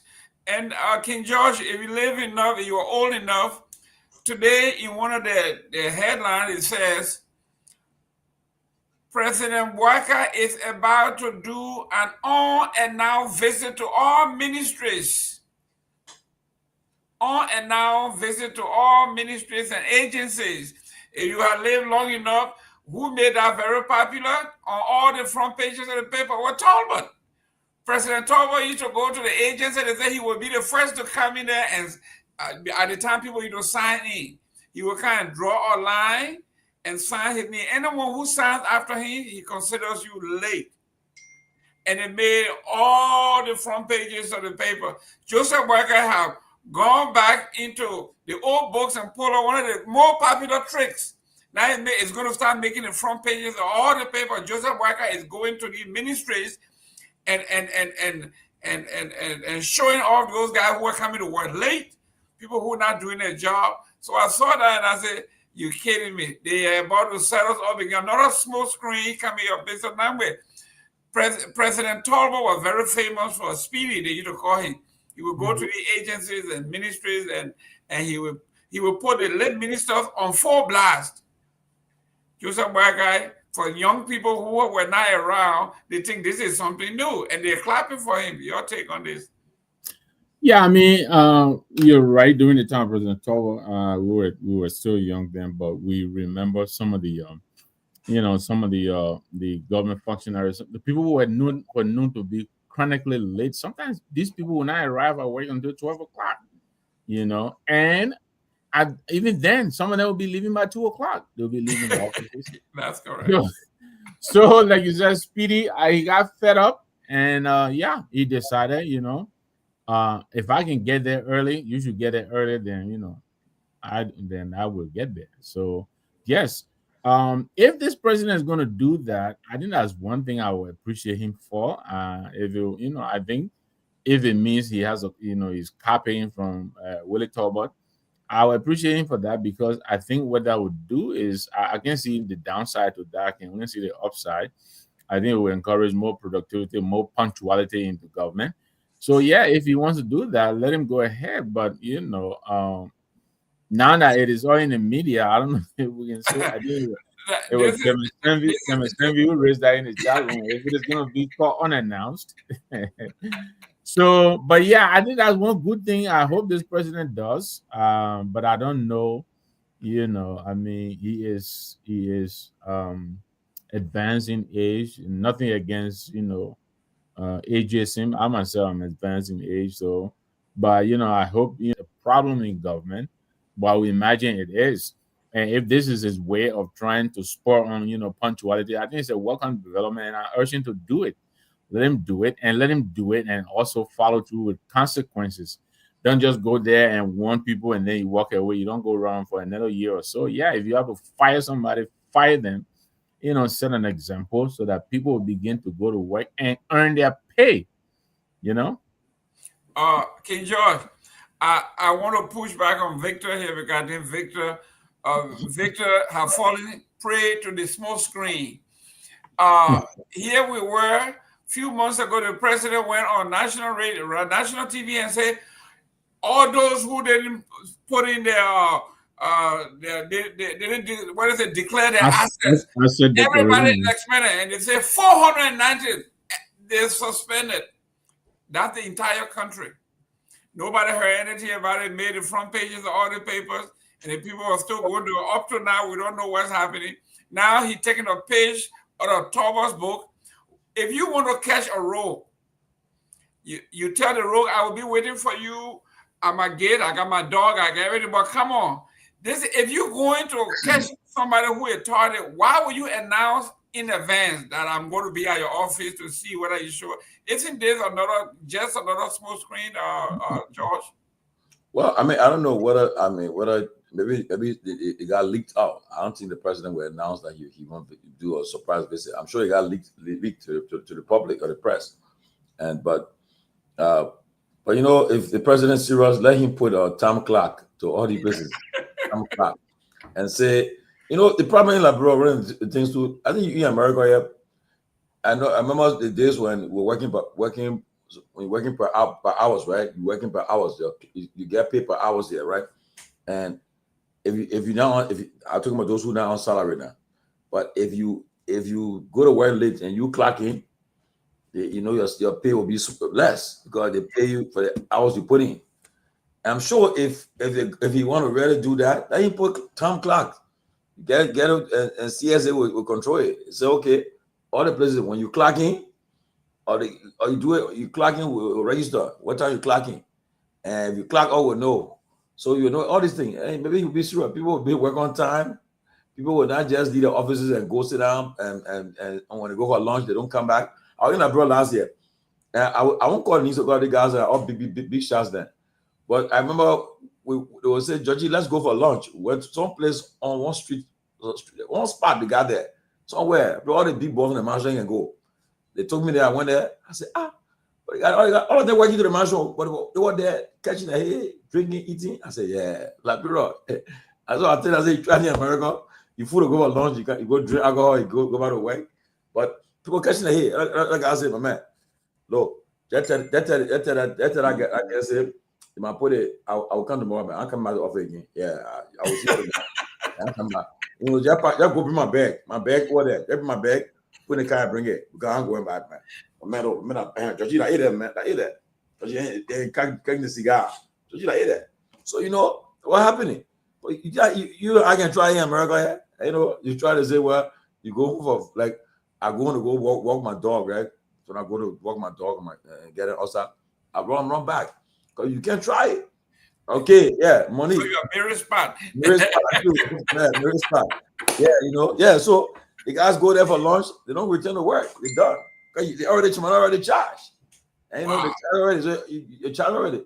I mean, you know, you can't go to work and go for lunch on your lunch break and go catch a hay. You know, yeah, you can't try. You know that's a no. And you see, so as a result, the president visiting. I mean, you don't even have to do that, but people should just be attentive to the work and go to work on time. You know, but sometimes you go to like in Liberia, you go process certain documents. People will be delaying you for no reason. They delay you. You know, they will delay you and wasting your time while you're there. And they're getting paid though. They'll do their own thing. Yeah. You know, but when they get recognize who you are, then they say, "Oh, sorry." Like I remember, lastly, quickly, I was at the airport, and so the guys then quickly they had 2 more money minute, private minute. So the guy who was helping me to get my stuff to get me across, the immigration guy said, I know that guy. I said, my man, the president need that man. That man, you put you on. That won't go. That ain't go. That ain't go. You know, but you know, because of me, it will be one of you guys. But who? John Brown coming? He get John Brown on talk show. They look at him to put their names, so they were getting hard time. But because the guys said, that man will put you on radio, he will talk about you, will tell you say taking bribe. So what is it? And you know what, Chief? I know Johnny. Johnny, welcome. Johnny, welcome. Johnny, are you calling from Mirror Spot or Mirror Shop? I know, right? Yeah. But let me say this: the point you're making. First of all, I agree with you on the time clock. You know, some of these problems, the fixes are very, very small, very minor. You put a time clock in, even for people who are on salary. There is a rule: you clock in late 2-3 times in the fiscal year, your salary get docked. You go by that, you know. But if the president wants to send a message, I think that's a good thing too. But simple thing like that, will, you know, and you compare people to clock out too, you know, before you leave, you know, and of course CCTV camera, all of that. But also the point you're making, a loud one you make, it's the same thing right now that's happening in California, and that's what that Senator Padilla is talking about. Padilla, yeah, he said if you can treat me like this, a sitting senator, there's no telling what you do to the ordinary people when you go to arrest them. It's the same thing. That man knew you on, you know, you got a big mouth because you're on a big platform, you got the bully pulpit or whatever we call that, you know, but he should be able to do that to the least of us.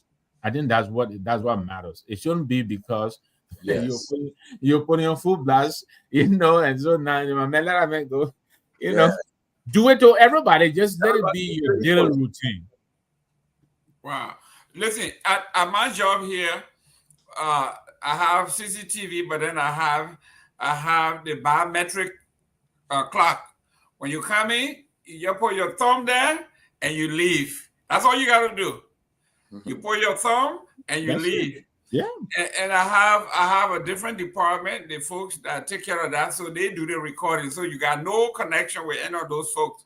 So at the end of the week, when they're doing payroll, they lay on my desk. I see who are coming in late, who are coming in, and that's how we do it. Yeah. So if you come in late, my policy is if you accrue sick leave and that, you cannot use your sick leave or any of those leave to cover lateness and all that way. I don't do that. I will not pay you. You come in 2 hours late, you're lucky I didn't fire you, but you want to use your sick time to cover that. No. That pay period, you're going to lose that 2 hours. Sick time is sick time. Sick time is I won't come in today. Can I use my time? I have emergency. That's how it works. You can't come in 2 hours late and then want to use your time. I don't do that. So I don't have that problem because I have a setup that I have quality control. Somebody else who controls the time clock and time sheet and all that. They have no friends. They are not my friend. They're not friends with anybody.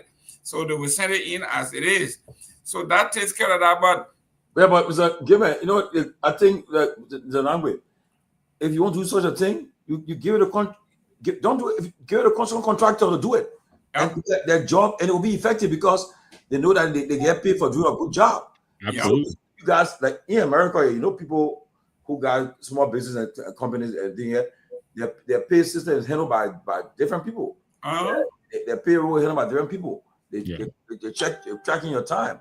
So if we do it, but you talking, you're talking to the man who checking on you. Thank you. And let me tell you that point you just made. The last time the vice president in Philadelphia, you know, my wife's from Nimba, so he met with the Nimba with me, and he was saying the same thing. He said government is so small, Liberia is so small, everybody is related to everybody. By the time the president does something, you say you want to do something, then somebody says, "Oh, gee, you and that man, you and man go to the same church, or you and that man probably belong in the student." So, but like you say, you give that thing to a contractor, you know, you got plausible deniability. You tell that, that I'm in there. It's out of my hands. You know, it free all that burden. You know, it frees you all that burden too. ADP does my payroll. Yeah, ADP. So I don't have to worry. I have a bookkeeper and all that stuff, but ADP does all of that. So you can, if you want to go to ADP, there you go. If you want to go to ADP and go talk to them, first of all, you don't even see who these people are. Okay. I was waiting for this man, and finally he's here. We got a few minutes here. We got 20 minutes to close, but let me. This is one that the incoming senator for Lofa County. That you, right, Johnny? He's muted. Johnny, welcome. But you want to run for senator in Lofa County, right? Yes. Good. Your cousins up there called Bapulu. Today, they raised tariff on electricity. 45 cents, went up to 45 cents per kilowatt hour in Bapulu. Nobody heard about it. The whole country, nobody knows about it. We have to dig this up. You going to Lofa, what will you have done, or what will you do to make sure that the people in Lofa do not suffer this fate? This is serious. 45 cents per kilowatt hour is a lot. It's all yours. Yeah, okay. Yeah, thank you. I mean, are you guys hearing me clearly? Yes. All right, so thank you. Let me appreciate you guys for taking the show on for forever, and we always follow you guys and join you if I have the time. I mean, frankly, let me first say that Liberia has a natural gift of sunlight, solar energy. So I would think that as a government and as an organization, or the Liberia Electricity Authority or whatever group, we should look into how we can invest into solar energy to electrify our communities with basically no real cost to our people. Let me tell you something. There's a town in Lofa called Nyenwolo. Nyenwolo used to have hydro. They still have a hydro. The last time I was there, I spoke with this American fellow is there. I got his thing. He tells me every home has to pay $400 Liberian for current. You understand? And that's hydro. The water is there, the machine is there, and he has trained some young men to know how to maintain the machine. So generally, I wouldn't be excited to hear that people are paying 45 cents per kilowatts for energy in this kind of place. Whereas we have enough body of water, we have enough sunlight, we can make energy affordable and cheap to the extent that every home in Liberia should have access to energy. So I don't know how they arrive at charging people to pay 45 cents per kilowatt. That's too high for the kind of economy. How many persons are working? What is the income source of people in Bapulu County? Even in Liberia as a whole, how many persons got an income that can afford to pay 45 cents per kilowatt? You know what I'm saying?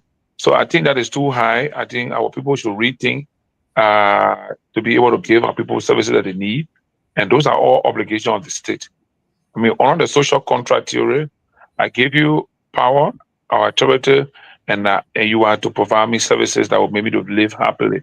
And I think on Article, I think Chapter 2 of our Constitution, somewhere there, I'm not too correct, it says that the government must provide us, those services that will keep us happy as a people. So clearly speaking, on the issue of energy, I think it's too people in Babel to pay 45 cents per kilowatt. Even in Morovia, it's still too high, way too high. What's the income? What kind of, I mean, what do we have in our economy that make people afford 45 cents per kilowatt to pay for current? I think that is difficult. But I came in when I heard you guys talking about the Committee on Internal Affairs with reference to my brother John Nkwehi serving as Senator for Bon County and now being declared or appointed as chairman for that committee. If you don't mind, I can talk a little bit about that. Please go ahead. Yes. So I mean, this is where this is where I have a lot of interest in when it comes to our governance system in Liberia, and I think from my background, this is where our government have not succeeded in building Liberia or improving our life in the country. The issue of internal governance, municipality, is very crucial. In that very US where you guys are, reason why states are developed is because of internal governance. It's not just because of the federal government. It is internal government. So for us, Liberia, we need to make sure our local government system is strengthened and supported. So, like I stated, when I was following you guys on the Facebook, I indicated I'm available to work with Senator Pewee to see how we can propose some ideas, some concepts, some policies that will help to improve our communities. Because basically, local government is about the people. So, John Pewee, as a young man, Senator of Bon County, serving as the chairman on our committee, he and the Minister of Internal Affairs need to be on the same page. On the same page, not necessarily be political or supportive of what any political party is saying, but on the same page in the interest of improving communities in the best way that health, education, access to water, access to energy, and access to road will be improved. And any government in this country that will emphasize more on working with internal system, with local government system, you will achieve so much in the period of time that you won't believe. So I want to just encourage my young brother John Nkwehi, who has a responsibility, to just find the expertise that I believe the experts are here in Liberia. I've worked in the last 15 years or more around the length and breadth of Liberia. I have a very fair understanding of the Liberian society, the social construct of Liberian society, and that is why any Minister of Internal Affairs needs to understand. It's not just about cultural practices. No, cultural practices is one aspect, but key to that, another important aspect is the internal governance. Internal governance. You understand? Commissioners, paramount chiefs, clan chiefs, local leaders, community leaders, youth leaders, women leaders. Right in Morovia, how informed is the Minister of Internal Affairs as it relates to communities and districts and cities, like in Peabody City? How many communities do we have in Peabody City? How many communities do we have in Garnasville or other areas? How are they playing part? How are they involved with the governance of Liberia or the governance of Mosquito County? Those are the issues we'll be looking at when it comes to internal governance and reconciliation. So, I mean, I just thought to make the few points, and clearly I'm going to try anytime next week to look for my brother John Nkwehi and see how I can be a help to him to see we can put something together and begin to move and make sure that committee at the Senate level will not just be a committee on paper, but a committee that will be really be able to work along with the executive branch to the Minister of Internal Affairs. But Johnny, we are talking about governance. We're talking about the big thing. We're talking about reconciliation. You talk about a huge task here, 15 counties with few subdivisions here and there. How does a man who is affiliated with a political party or political ideology that is associated with the Unity Party and Joseph Boaga go to Sino or go to Grand G there and tell the folks, even though we are incarcerating folks, we want to reconcile? How can you go to Grand Cru now today as a representative of the government and say you want to reconcile? Is it possible?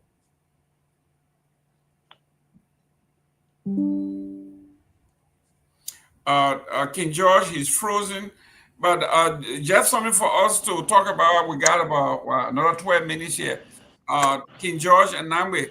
Can somebody from this government go to Can someone from this government go to Grand Crew today and say, I'm here to reconcile the country?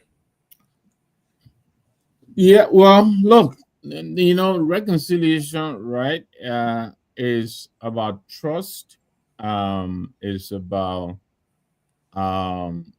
persuading people to to feel and believe in your genuineness. Um, you know, so sometimes it is subjective too. I mean, this president has gone everywhere else, but to tour the country, I don't think he's done that. And so, if he were to attempt to take on that role, I mean, I am from the southeast. I don't know any person in the south. I don't know. Maybe I shouldn't be that pluralistic or generalized like that. But I doubt if the president's impact is being felt yet by the people from the southeast. And so to go there and try to reconcile people as a representative, even as a representative of this government, I think it will be an uphill task, because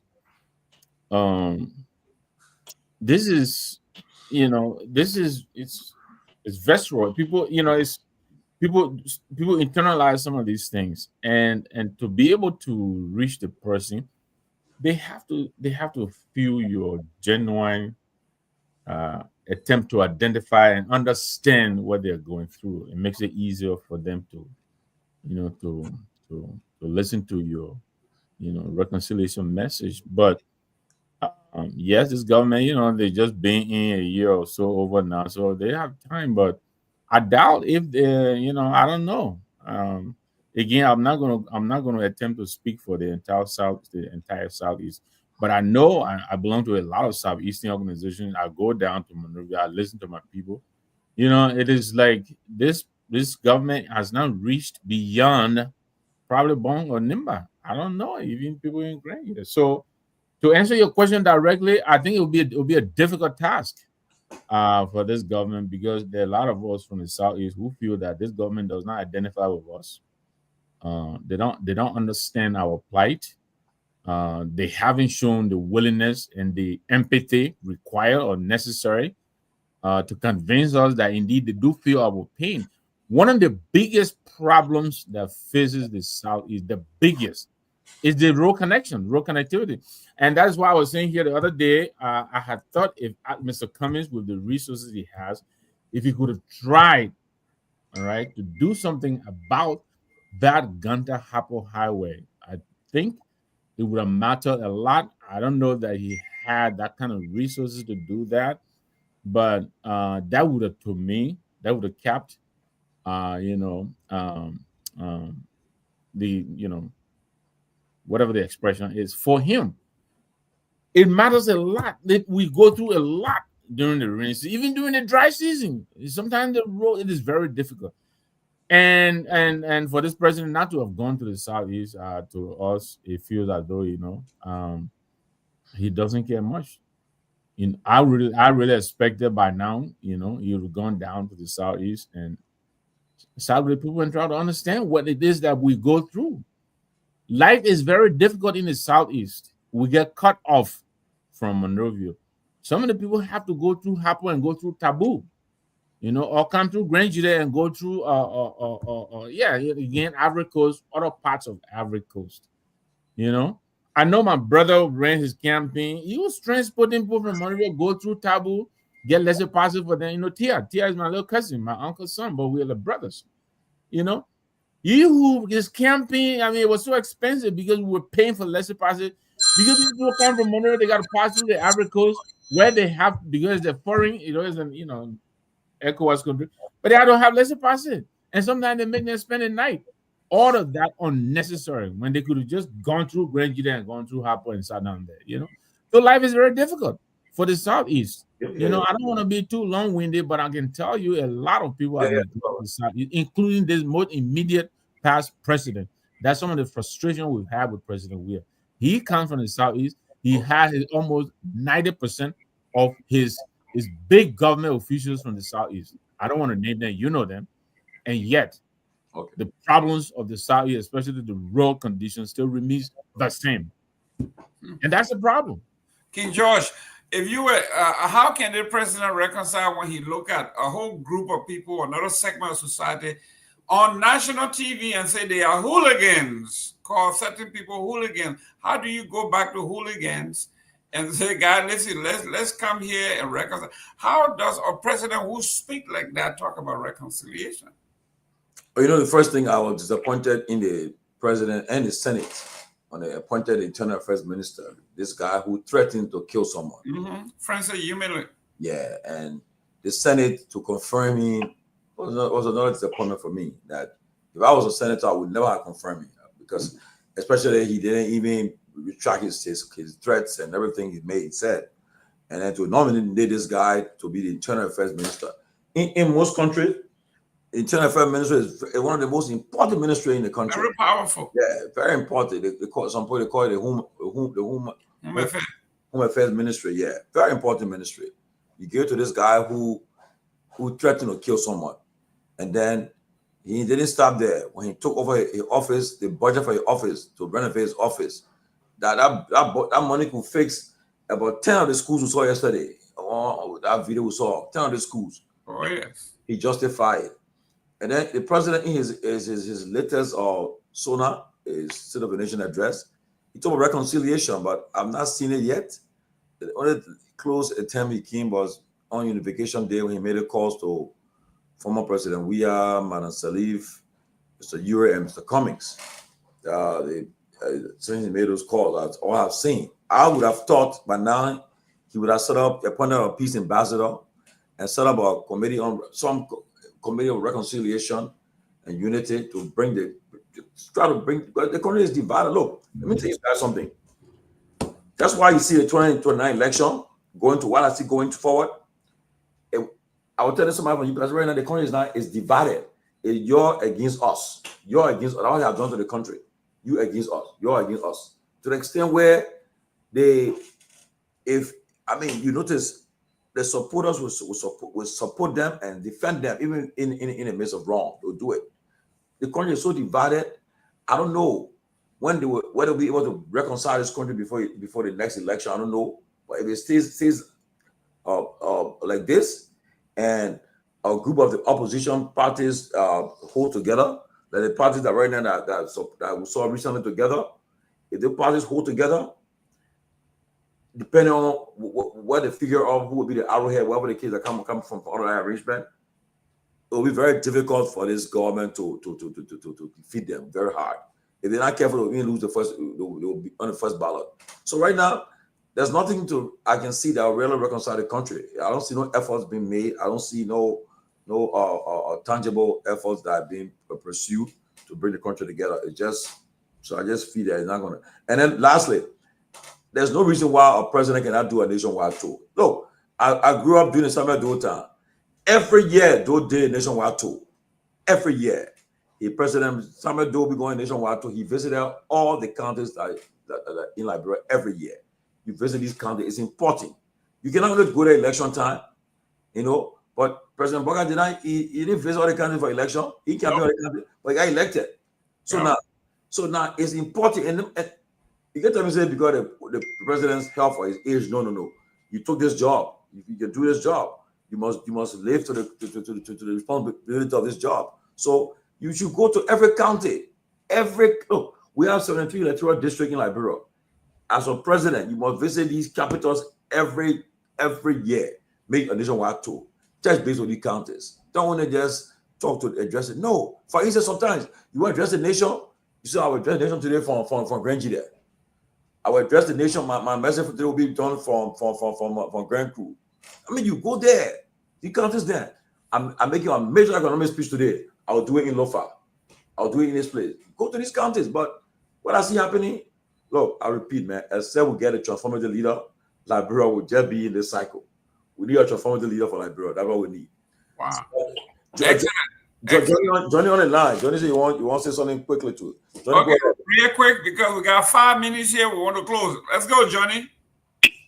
All right, so thank you. Can you guys hear me? Yeah. Yes. Okay, good. So, I mean, we're talking about reconciliation. Let me go back. My first thought was President Barker would have first started reconciliation with Mr. Cummings. From the perspective that they formed the CPP and they succeeded in 2020 senatorial election where I got defeated, and they were so strong together against the CDC. And if for any reason something broke up between them, and at the end of the day, I would say the same CPP won because President Barker, UP, they were all part of the process, and the victory that I believe President Barker acquired at the end of the election, I mean, clearly speaking, fairly speaking, the efforts of 2020 are the one that led to the 2023 victory. So I would have thought that President Barker would have first started to say, look, Brother Cummings, we have all the issues along the way. It can happen in politics, but I've won. And this is about us, the same CPP, the same ideology we had. I think one of us has won. The Cummings has won. It would have been CPP if President Barker has won. So I thought he would have called Cummings to reconcile and then start to build the government state and build the country from that perspective.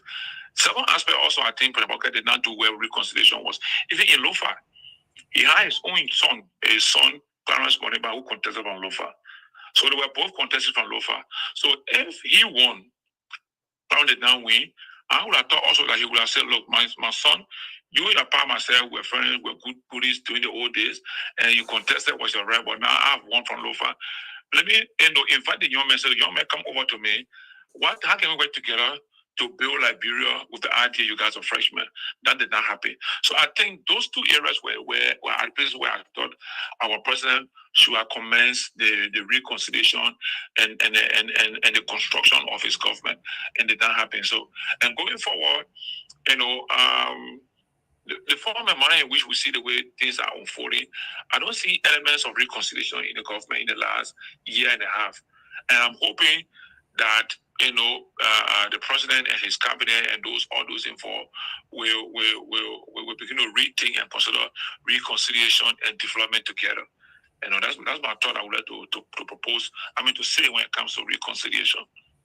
Thank you. Real quick, your name and where you calling from? Okay, this is Abraham Conner. I'm calling from New Jersey. Great show, guys.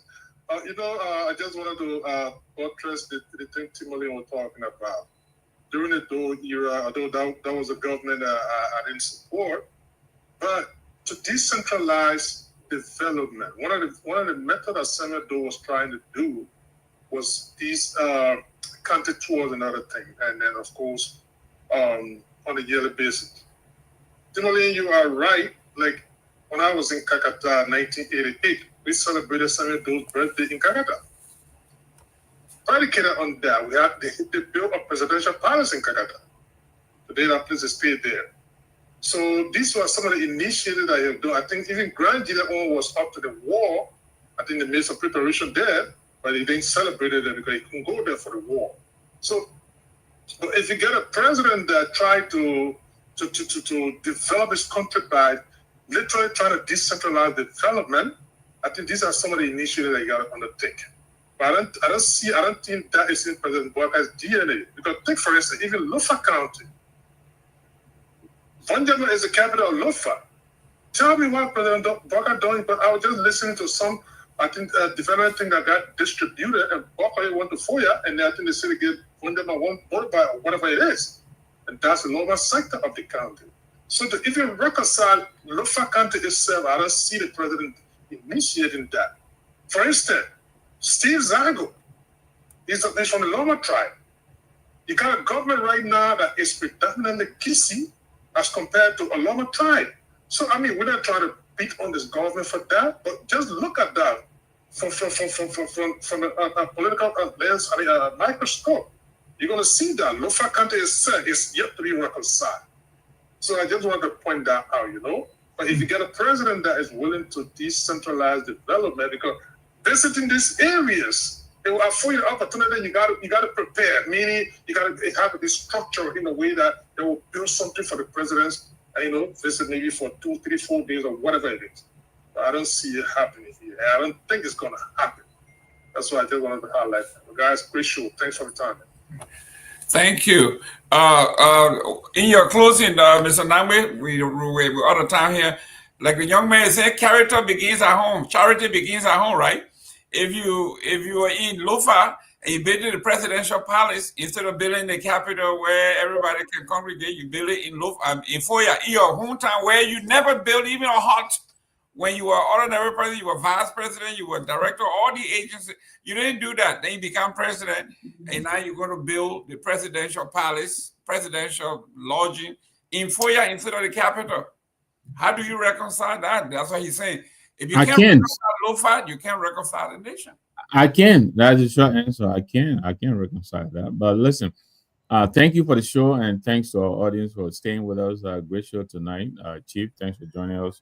Ansu, he's gone, also Mr. Ndevi. But we started the show off when I joined you. We were talking about the cesspool that is the Capitol building, and from now on, I'm going to change my tag. I will put order the legislature until we have to maintain and sustain the heat.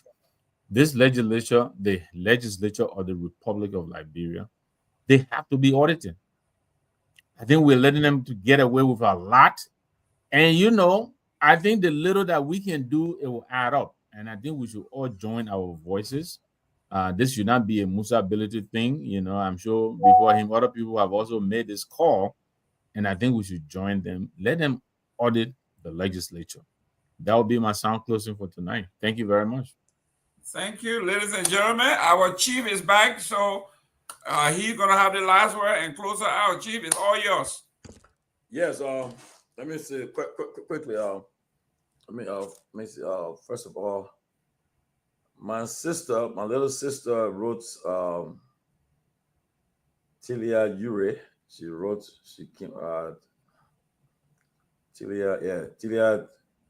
Tilia have breaking her silence finally. Good. Ms. Tilia Ure, Vice Chair for Political Affairs of the All Liberian Party and Senior Foreign Affairs Advisor to former Speaker J. Fonati Kofa, has frowned on the government against what she described as the arbitrary arrest and politically motivated targeting of opposition figures.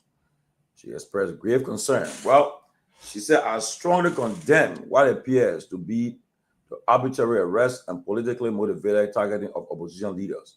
The peace and stability of our country are of the highest importance. Well, she broke her silence on this, and she's speaking up now, and I know she will continue. Everybody going to start coming up and making comments now, breaking up and getting involved.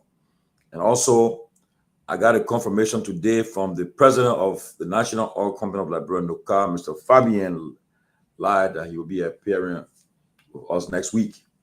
He confirmed it. And also one of the Fadiga's brother, I think the guy who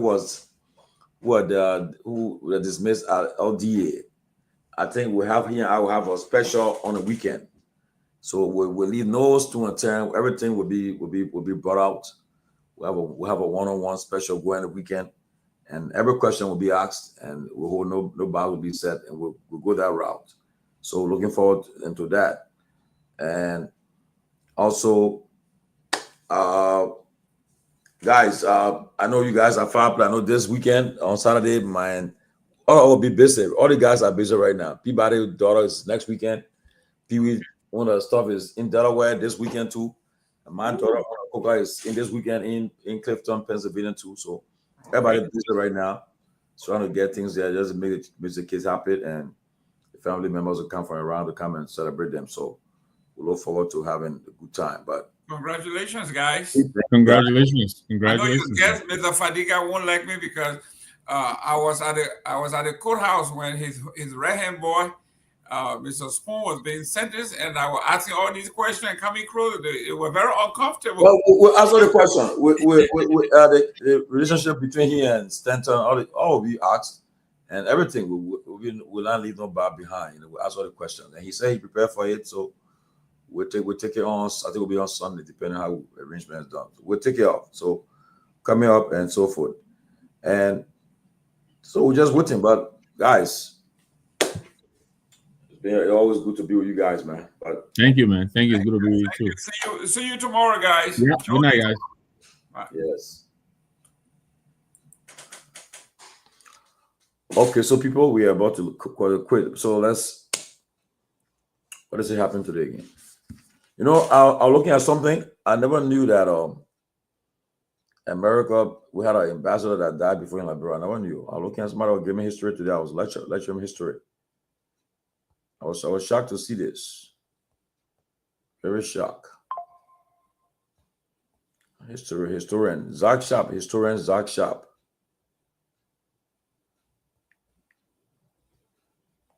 And forget, before I leave, anybody can tell me which American ambassador passed away in Liberia? Anybody can tell me? There was an American ambassador that was on duty and he died in Liberia. Who can tell me? Don't go Google it now. Just tell me. Just really quick. Nobody know. I know the historian too. That's Sylvester Diggs. Sylvester Diggs a historian too. That boy know all the story there from Liberia.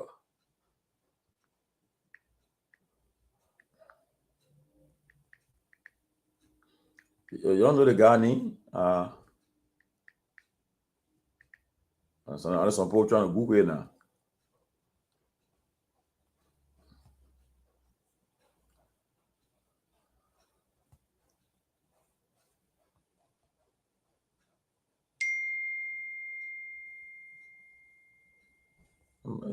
You don't know the guy name?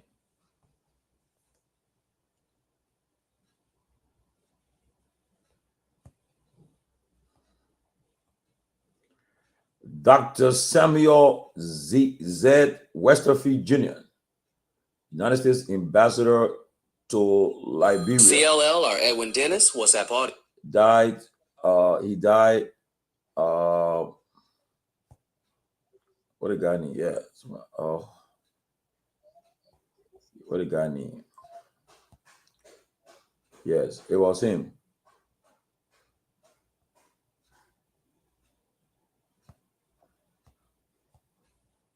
Yeah, this guy, they call him Dr. Samuel Z. Westerfield Jr., United States Ambassador to Liberia, died at his home in Monrovia. It was in the year, I'm born, 1970 what?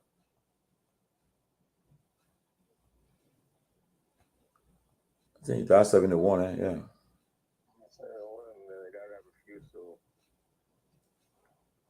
Yeah. Oh, you want to contribute? Yes, Abraham Connor, you got it. Samuel Z. Westerfield. Yeah, he died. Yeah, he was 52 years old. 52-year-old envoy. He died. He became ill while returning from a dinner party. The death was contributed to coronary stroke. Oh, man, share with the people. The points in your face. Me put you on air, man. Share with the people. Go ahead. You live, my man. Share with the people. Talk about this guy. No. You live, oh? You live. You on the air. You live. Yeah. So the guy was the ambassador who refused to announce. After Torgbean died, they were trying to get what a guy named General Johnson to carry on a coup. Oh, General. Yeah. Kobe Johnson. Kobe Johnson, where the chief of staff then, and the guy named the Papi died now too. Yeah, because that time Torgbean already, they already started suspecting Torgbean of being a hardcore guy who would have gone against American interests. So they wanted to get they didn't even want Torgbean to know. So General Johnson, I think, was the one who went to Bella Fana and told Torgbean, say, if you don't reach the Monrovia soon, it will be history too. Oh, so when Torgbean had died, and then they wanted Torgbean had died. And because at the point now, the West did not favor Torgbean, so they wanted to get him out of the way. So Westerfield, he died. He said he came from dinner and he died. Yeah, he got poisoned. Oh, people who know the story said, man, the man's body was dark. Oh, he was white. Yeah, what? I don't know what his race was, but they say you could tell that his body was messed up. Wow. You don't play with ball with him, my man. 52 years old. 52 years old. He died. The message he got in a way, he will move you out of the way. Well, but Willie, the simple is that to move him too. He came back after how many years later? Came back 9 years later, 8 years later, and got rid of him. Yeah, but you know, man, the West got long arm of justice. So, my man, you're a lawyer. You're on the phone, my man. I want to ask you a question quickly. Can you answer my question? Depending on what question it is. About an ongoing case involving the former speaker. Well, the case is ongoing. As lawyers, we are under obligation not to discuss matter that is before the court. Ah, okay. Yeah, I mean we can have a private conversation, but not a public conversation. Okay. But I mean, I know tomorrow the judge will rule that the case will go to trial. I know he will not dismiss the case. I can tell. Yeah, it's obvious. I mean, it's a probable cause hearing, so it's not a deep hearing. So once he admitted pieces of evidence, I think are necessary, so he will rule the court to trial. I mean, rule the case to trial. Yeah, but the only thing I'm looking at, I want to see the evidence the government will produce for the case. They're all looking at the evidence they will produce, because what I'm hearing for the evidence they got is not something that I don't know whether it's so strong, but well, like I said, from a professional obligation, we can't go into that, but both sides got their theories. Okay. That they will pursue a trial. We are going to wait and see how it unfolds. But I heard you're in Liberia. You just returned to the States, huh? Yes, I got back. Saturday made me 1 week. Why they about to appoint you in the new government? They about to appoint you in the government? Right, I know. I'm engaging into private enterprise. Oh, okay. Yeah. Okay. So remember, so when you come on the closing argument one of these days? I'm here till cracking for my little daughter's graduation. So maybe after all my son graduates in August from college. So maybe after all of that, then we'll see. Yeah, my man, come and give some. Yeah, but man, no, I won't put you in the spot with the Diba we have business. Let me leave it. Let me leave it. I don't even put you in the spot where they do it easy to. Maybe they want to. No, but even that, like you earlier said, I mean, Doe is former president of Liberia. He supported the national team. The president, I think, did what he could do while Doe was alive.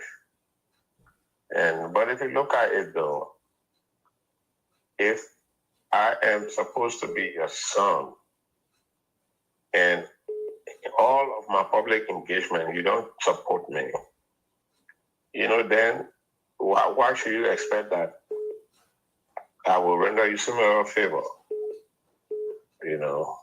Yeah, there are many other things that we understand how people feel, but let's leave it with the two people.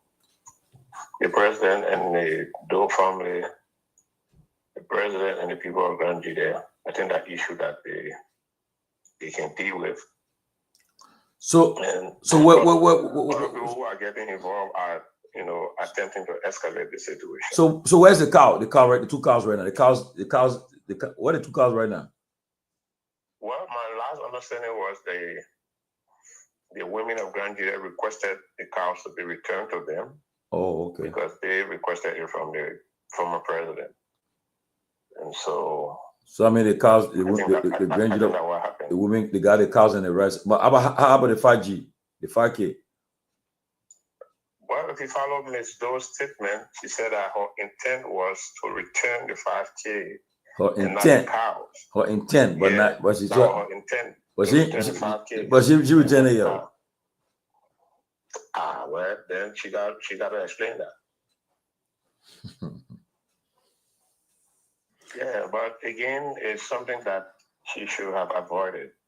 The president, former president, went there, did what he would do. He didn't announce any amount. She should have just accepted it and just move on. I mean, like, you are grieving. You know, don't mind all that.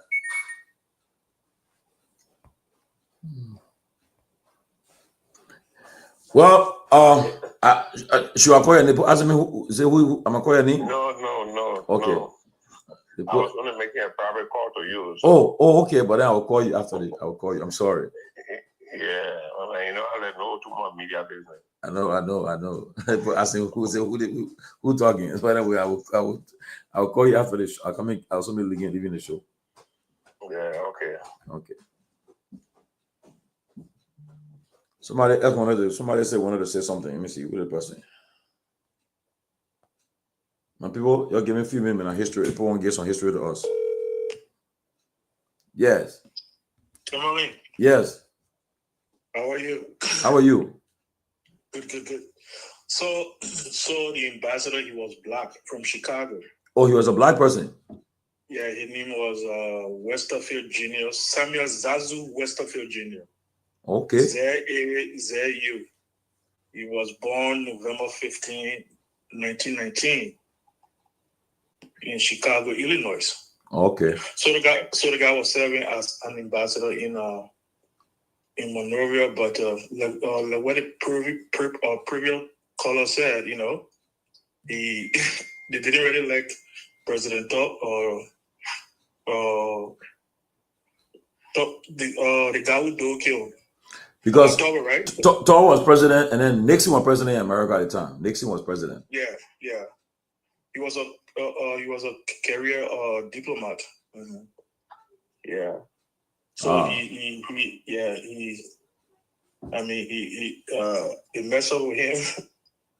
July 1972. The guy came from the presidential dinner.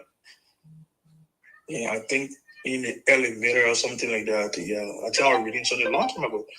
If you want to know more thing about it like Torgbean American thing, you should read. There's a book called The Fist of Machiavelli. It's about Liberia. They will talk about Deepware. They will talk about how Torgbean from Cape Town, how Torgbean and Deepware they fought, you know, over girlfriend business and stuff like that. Yeah. I mean, our country, we're rich in history, though, but we got some historian, though. I can tell you, people that know the history. I know Zach Sharp is a historian. Zach Sharp, he promised to come and give us some historical. Most of the university are the African Affairs departments. You'll see a lot about Liberia, you know. Yeah, these are the things we need to be elevating on our platforms and stuff like that. And when you're talking about country boys that are trying to bring down capital building, passing around, eat the money, and stuff like that. You gotta have a good platform we follow, but let us try to elevate the debates. Yeah. It's true, yeah. Like because most of the time the Sacco Jerani boys in Monrovia, our people in the interland is suffering too. You go to Grand Bassel, Grand Dealer, go to Lofa, people are there suffering. You know, about the $800 million that will pass in a budget is just for a few people in Monrovia. And then when they finish fighting over the budget, they're waiting for the next budget again. Right now, instead of talking about development, everybody talking about 2029. But go right next door in La Côte d'Ivoire.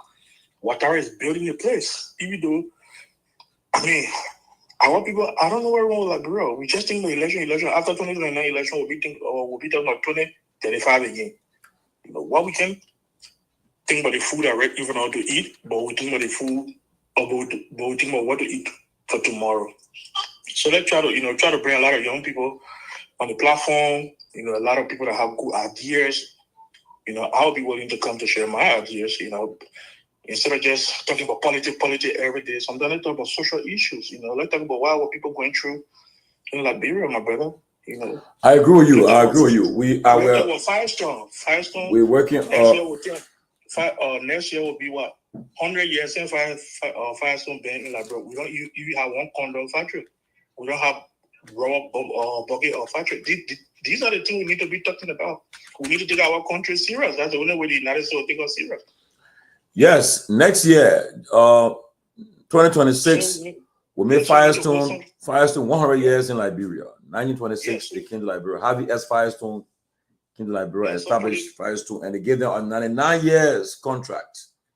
The government. Put it on your agenda and try to call few people. I know most of the time you always talk about, oh, I was born in Firestone, but I played Benin for 100 years. Oh yeah, I was born and raised in Firestone. I remember when they celebrated their 50th anniversary. I remember at the time what the guy name was, I think what the man name was Harvey Firestone. Yeah, he visited the plantation that year. I remember, and I remember my dad was my first time I saw my dad wear his uniform, his Peabody uniform. Yeah, it was a big program in Firestone. But can you imagine, like you said, Firestone being in Liberia for how many years? 100 years. Next year, we don't even have a condom factory in Liberia. Not even a condom factory in Liberia. Nothing. No gloves factory in Liberia. Nothing. Can you imagine? I want to stay tapping. They should ban. If I were the people, make sure that anybody who do factory, that factory, they start producing condoms, producing gloves, and everything. We need it in Liberia. You know, our people in Liberia, everything there is about, oh yeah, we want war again, Tomalin, you think you can scare a woman who gave birth before we were there? No. We fought before. We know what. Yep. you on live. You on live.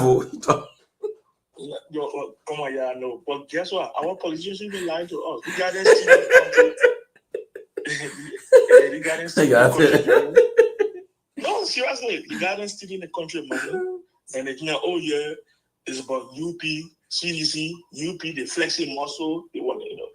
Emmanuel Macron says only one day. He said, "You guys are in Africa. If you guys don't jump in the street, Abraham, I'll call you back. After the guy, I'll call you back. Yeah, go ahead. If you don't join in the street to hold your government accountable, we in the West will never show up because we're doing business with them. You hear that? That's true. We the people in Liberia, we should need a political thing and try to hold the government official accountable. Why would that's true. Someone in Liberia? That's true. Someone in Liberia, no road in the country, then somebody dropping $100,000. My brother, we are not in America here. Yeah. $100,000 car. I mean, you know, and that's the problem we have in the country, right? Our people in the country. I mean, I don't understand though. People driving $100,000 car in a country like Liberia. Now, I was talking to someone the other day. The person said they go for these international conferences, and when they get there, the people that they come to go beg for money. And when the people come to them say, "But wait, all the people in the room they came on the trip," then they say yes. Then the people take the calculators and check in on the ticket, one person ticket. Then they check in. They check in on the hotel. They'll pay and all the expenses. They say, "But wait, now people can ask for help, but they brought 30%, and all of them they ain't come free. The country they have their own plane. They came on. And as a result, it's so sad because people will not give you help if you're not showing that you really care, you know. And that's why, again, 2029, the people of Liberia they better get it right this time around. They better get it right this time around because we should start now. Dominic, we should start now with the people instead of waiting 2029. Yeah, I already start my own. I'm gonna start. 2029, like October. But next year, people don't know what we're turning. The people going to the ballot and they'll vote for that one day. Then they'll say, one person is a winner. Let me tell you one thing. One of our representatives here in 2019. Yeah. We took him to the governor of Arizona office, right?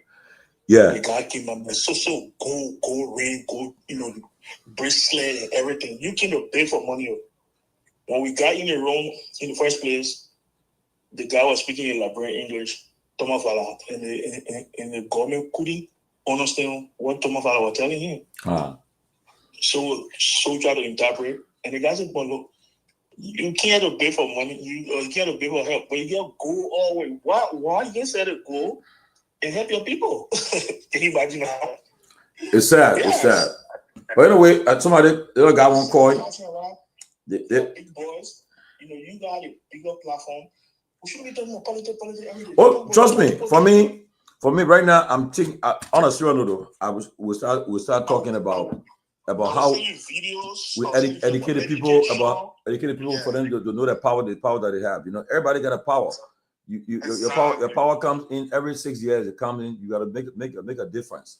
Okay. Exactly. I mean, some people know that they can't win election, but they'll take it to run for president in Liberia, and they know they can't win. They know they can't even win in a community election that they're running. But because and Liberian people will still fool themselves running behind these people. But by now, you tell me we can't get it. By now, you know who the best person for you. You still. And Tomalin, our people, they will demonize everybody. And one thing I can tell people, I said we all have flaws. Okay, we all have the thing in Liberia we can call butt, right? Right now, Alexander coming home become a president. Oh yeah, the man is not presidential. The man do not have charisma. I'm like, okay, hold on a minute. That guy never worked as a president before. How do you know that this guy is not? He's not a presidential material. How do you know? You need to try him first. You start belated that created a political party. Everybody go, oh, I'm not a criminal. Really? The last time I checked, if somebody is a criminal, the person be in jail.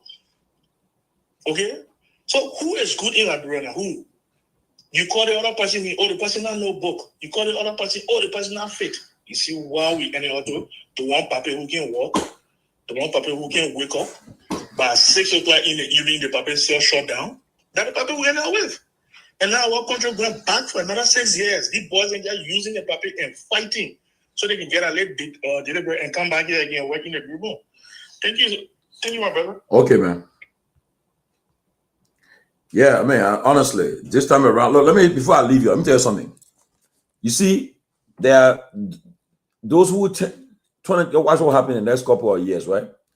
They are the young people that are turning, those who did not vote 2023, right?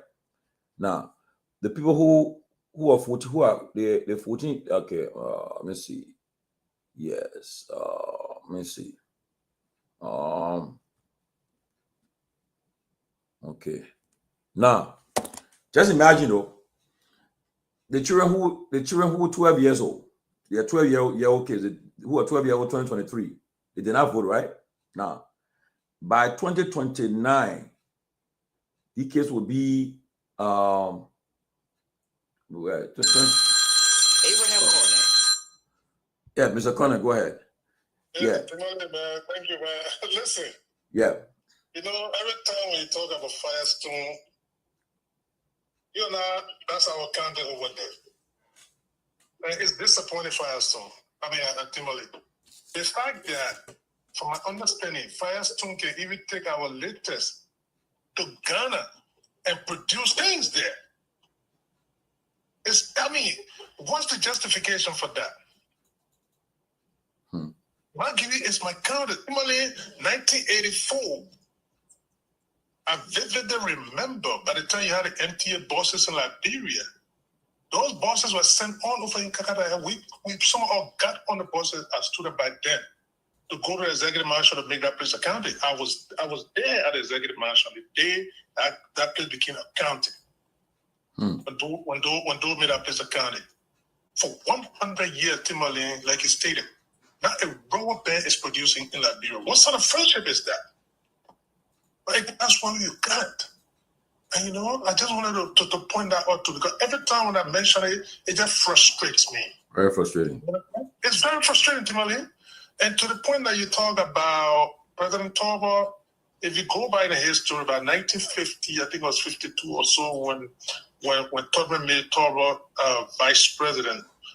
From an understanding from history, he was not a favorite to even be that vice president. I think there was a toss between he and C.L. Simpson Sr. Yeah. And based on that, it brought a division within the True Party. And I think it led up to the likes of Bryce, and all the other people to be anti-Torgbean up to 1980 when that coup happened. So there was a division within the United Party, and they call it the True Party. So Torgbean was never the favorite to be vice president. That's how you saw all that confusion even in the True Party. And that culminated in 1980, where the progressive, because like they said that Torgbean was he was thinking progressive, leaning toward the so-called indigenous at the time. That's how he started incorporating all these indigenous guys. So it didn't go down well. So by the time Torgbean died in 1972, by then Ambassador Samuel was in Liberia, and that's how I managed to get that information. And then all of those things, already the West, Torgbean was not favored by the West, so all of this thing led to whatever happened to the ambassador, and that was it. Until eventually, our confusion among them until 1980, it began easy rise for Torgbean to be eliminated. So those are the kind of things that happen in our country. But again, Tomalin, people keep saying it. What's the justification, Tomalin, for you to have an elderly man that by the time it's 6 o'clock, rain or shine, whether you like it, that man is sleeping? No if and but about it. It's a reality.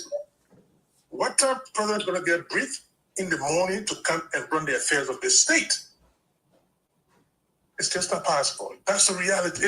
It's a giving. Tomalin, at my age, at your age right now, you don't have the vibrancy to do certain things I used to do 10 or 15 years ago. No way.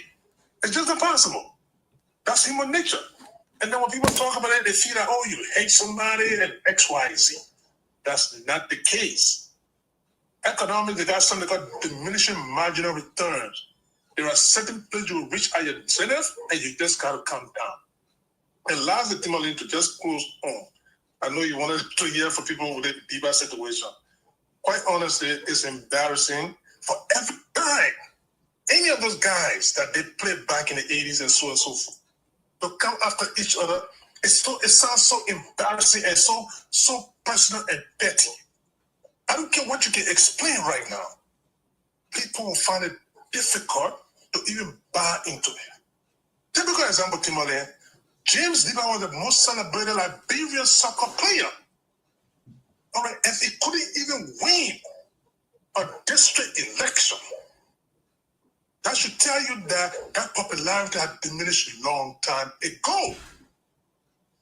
And to come on and be so petty talking about, oh, the man did this, the man did that. By the way, he talking about Semedo giving you $2,000. Joshua was a professional soccer player already. That was earning way more than that amount. But it was just something that because Doe was a soccer enthusiast, he decided to identify with you guys in that shape and form, and every president will accept it. So I just want to point those things out, man, in there. We got to keep the conversation rolling every time, man. All right? Thank you, Abraham. Thank you, Abby. Okay. Yeah, Diba should just forget about this thing. But I know what's, see, if I talk about, I heard about this BG Fremont, but what's about him? I know what's about him, anyway. But I will say this before I leave. The next election, 2029. Let me tell anybody. If you get small money, focus on technology, right? Invest in technology, because your target should be the children that were 12 years who are 12 years old in 2023. That the kids you should target. You map up these, because 12 years old, they were 12 years old in 2023, right? And they couldn't vote. But in 6 years, they'll be the first time of voting. Now, TikTok, all these things, all the advanced technology stuff, the children are all into it now. Look, you start making little small clip videos and things there, talking about your candidate, the person, what it would do for the country, and making the contrast between those who you expect will be running. Start promoting your candidate already. And the kids will start picking it up. And one thing about the young people, when they put their mind on something, you see the last election about in America, the young people, most of them helped Trump because Trump was telling it, and then they were telling them exactly what he was going to do, how you were going to make them. He said, when you work overtime, you won't be taxed for overtime. You get tips because most of the children are in school. They're part-time. They go and work to these places and a restaurant and things to make some extra money. He said we work overtime, no taxes on overtime pay, no taxes on what do you call it, on tips. And a lot of things you were telling people, the issues that affect young people, you were telling them, and they fell for it. They went for it. So you target these people right now. You found those who, you go in a community, go in the various district, find out people who just turning 18, who will be turning 18 by that time. Oh yeah, okay, Sefa, yeah. I have a BG Freeman. Yeah, he should have been a speaker, but he should have been a vice president, but he passed away. Yes, that's true. I read about him in one of the history books. That's true. Yeah, Speaker BG Freeman from Kehleboe, he passed away. That's true. When Torgbean died, yeah. But so the thing is that you target these people. The children are about to turn 18. You go after them. Right now, they were 12 in 2023. So this year they're turning 13. 26 will be 14. 27, 15. 28, 17. 29, 18. You see, that children you're start targeting right now. They're in school. They're in high school. They were in some of them were in 7th grade. Yeah, 6th grade, 7th grade. The kids you start targeting right now. The kids in these schools then targeting them, telling them about opportunities that will be available. Telling them, go after them. Forget about these one who's saying aluta. They already gone. They can just switch. They are like the light switch. When you flip it, so that's the other one. When as soon as you go like bro, he see you, he bring a group. They call you our leader. Then I see in every day the game's gonna job somewhere in the place there. He share him on now. I saw another day he was attacking the opposition. I said, man, he's an opposition man. He was against the very people. Now he attacking because against money job. That kind of group they're gonna put already focus on that too much because they will flip. They will be flipping. But the ones you target right now, the kids that were 12-year-old doing a 12 who were 12 during the last election, and those are in college now, the college students, target them. High school students, target them. Go after them. A trainer who can lead you to vote. The population of Liberia, I think about 60% of our population they are below or 30 years. So you go after them. Yes. Fix electronics. Yes. If I was, you invest in technology. Let the kids then, the poor be after. Teach them about it. Teach them. Make all kind of things with TikTok video that the children are watching. You tell him, say, so that Tomalin this guy, yeah. Tell him what Tomalin can do to watch him. Say, this guy can do all these things. Oh, really? But then this guy, he will be a good candidate. Tell him with the person. Somebody tell him with the person. That was okay, happy. Because if you follow a person like let's say Gongloe is a joke. Say Gongloe sits in America and just spew up out of crap. All because he feel that the vice president for Nima, so that why he's supporting 100%. There. And he part of the rescue. No. You see Martin realized that the rescue, he supported the rescue, but he found out that the rescue, they came with just the talk. Now they flip. So Martin, now he won't talk about rescue, but he focus on the future. Now you do it. People get mad with him, yeah. He spoke, yeah, but you get mad with him, but the idea, he came out earlier and said, no, the people now I will support them for. And now he left them. Okay? No, say Gongloe, no, it's not my interest, so trust me.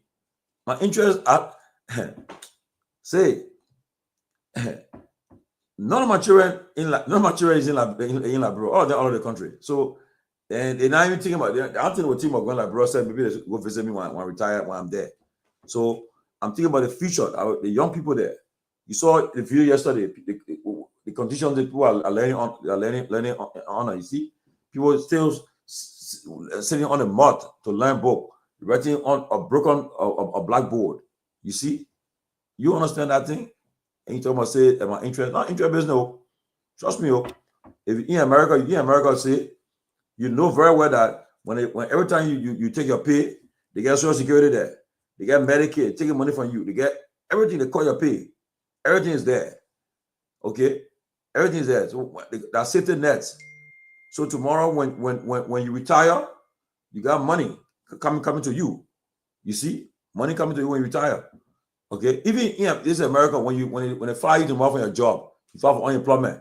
They will be paying you for 12 weeks until you find another job. You know what I want? You talking about say that interest business, interest because I would not feel it. I would not feel it. You invest in your children, you invest in yourself, put things down, invest in Liberia. Yeah, tomorrow you go back. Like people will say, they may enjoying your government money. My man, say Gongano, it's true. He said, what he said, sir? He said it will change gradually. This government didn't create that. It's old age problem. When he said it, I agree, it didn't create it. But guess what now? The president was part of the government he was part of the government back in Dothan, right? You're back in your Ellen Vice President for 12 years. Okay? He was head of the Liberian Senate when all these bogus agreements were passed. So he said he created. Come on, brother. Let's be real, man. Stop blaming. Don't partisan time. So I can tell you, you're focused on the young people. Then lead us to victory. Whoever want to be president, focus on young people.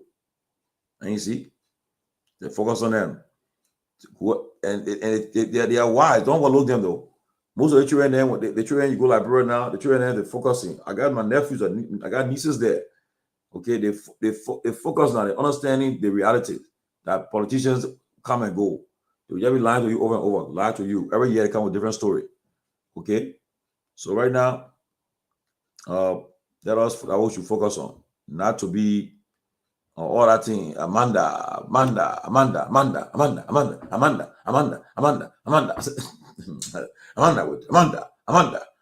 that thing be doing, and everybody will do it. Everybody will do that thing. Amanda. Every day they speaking big English, but it's all joke. Look, my people. The one that, if you're a politician, you better focus on the future. Focus on the future. Focus on it. Focus on it.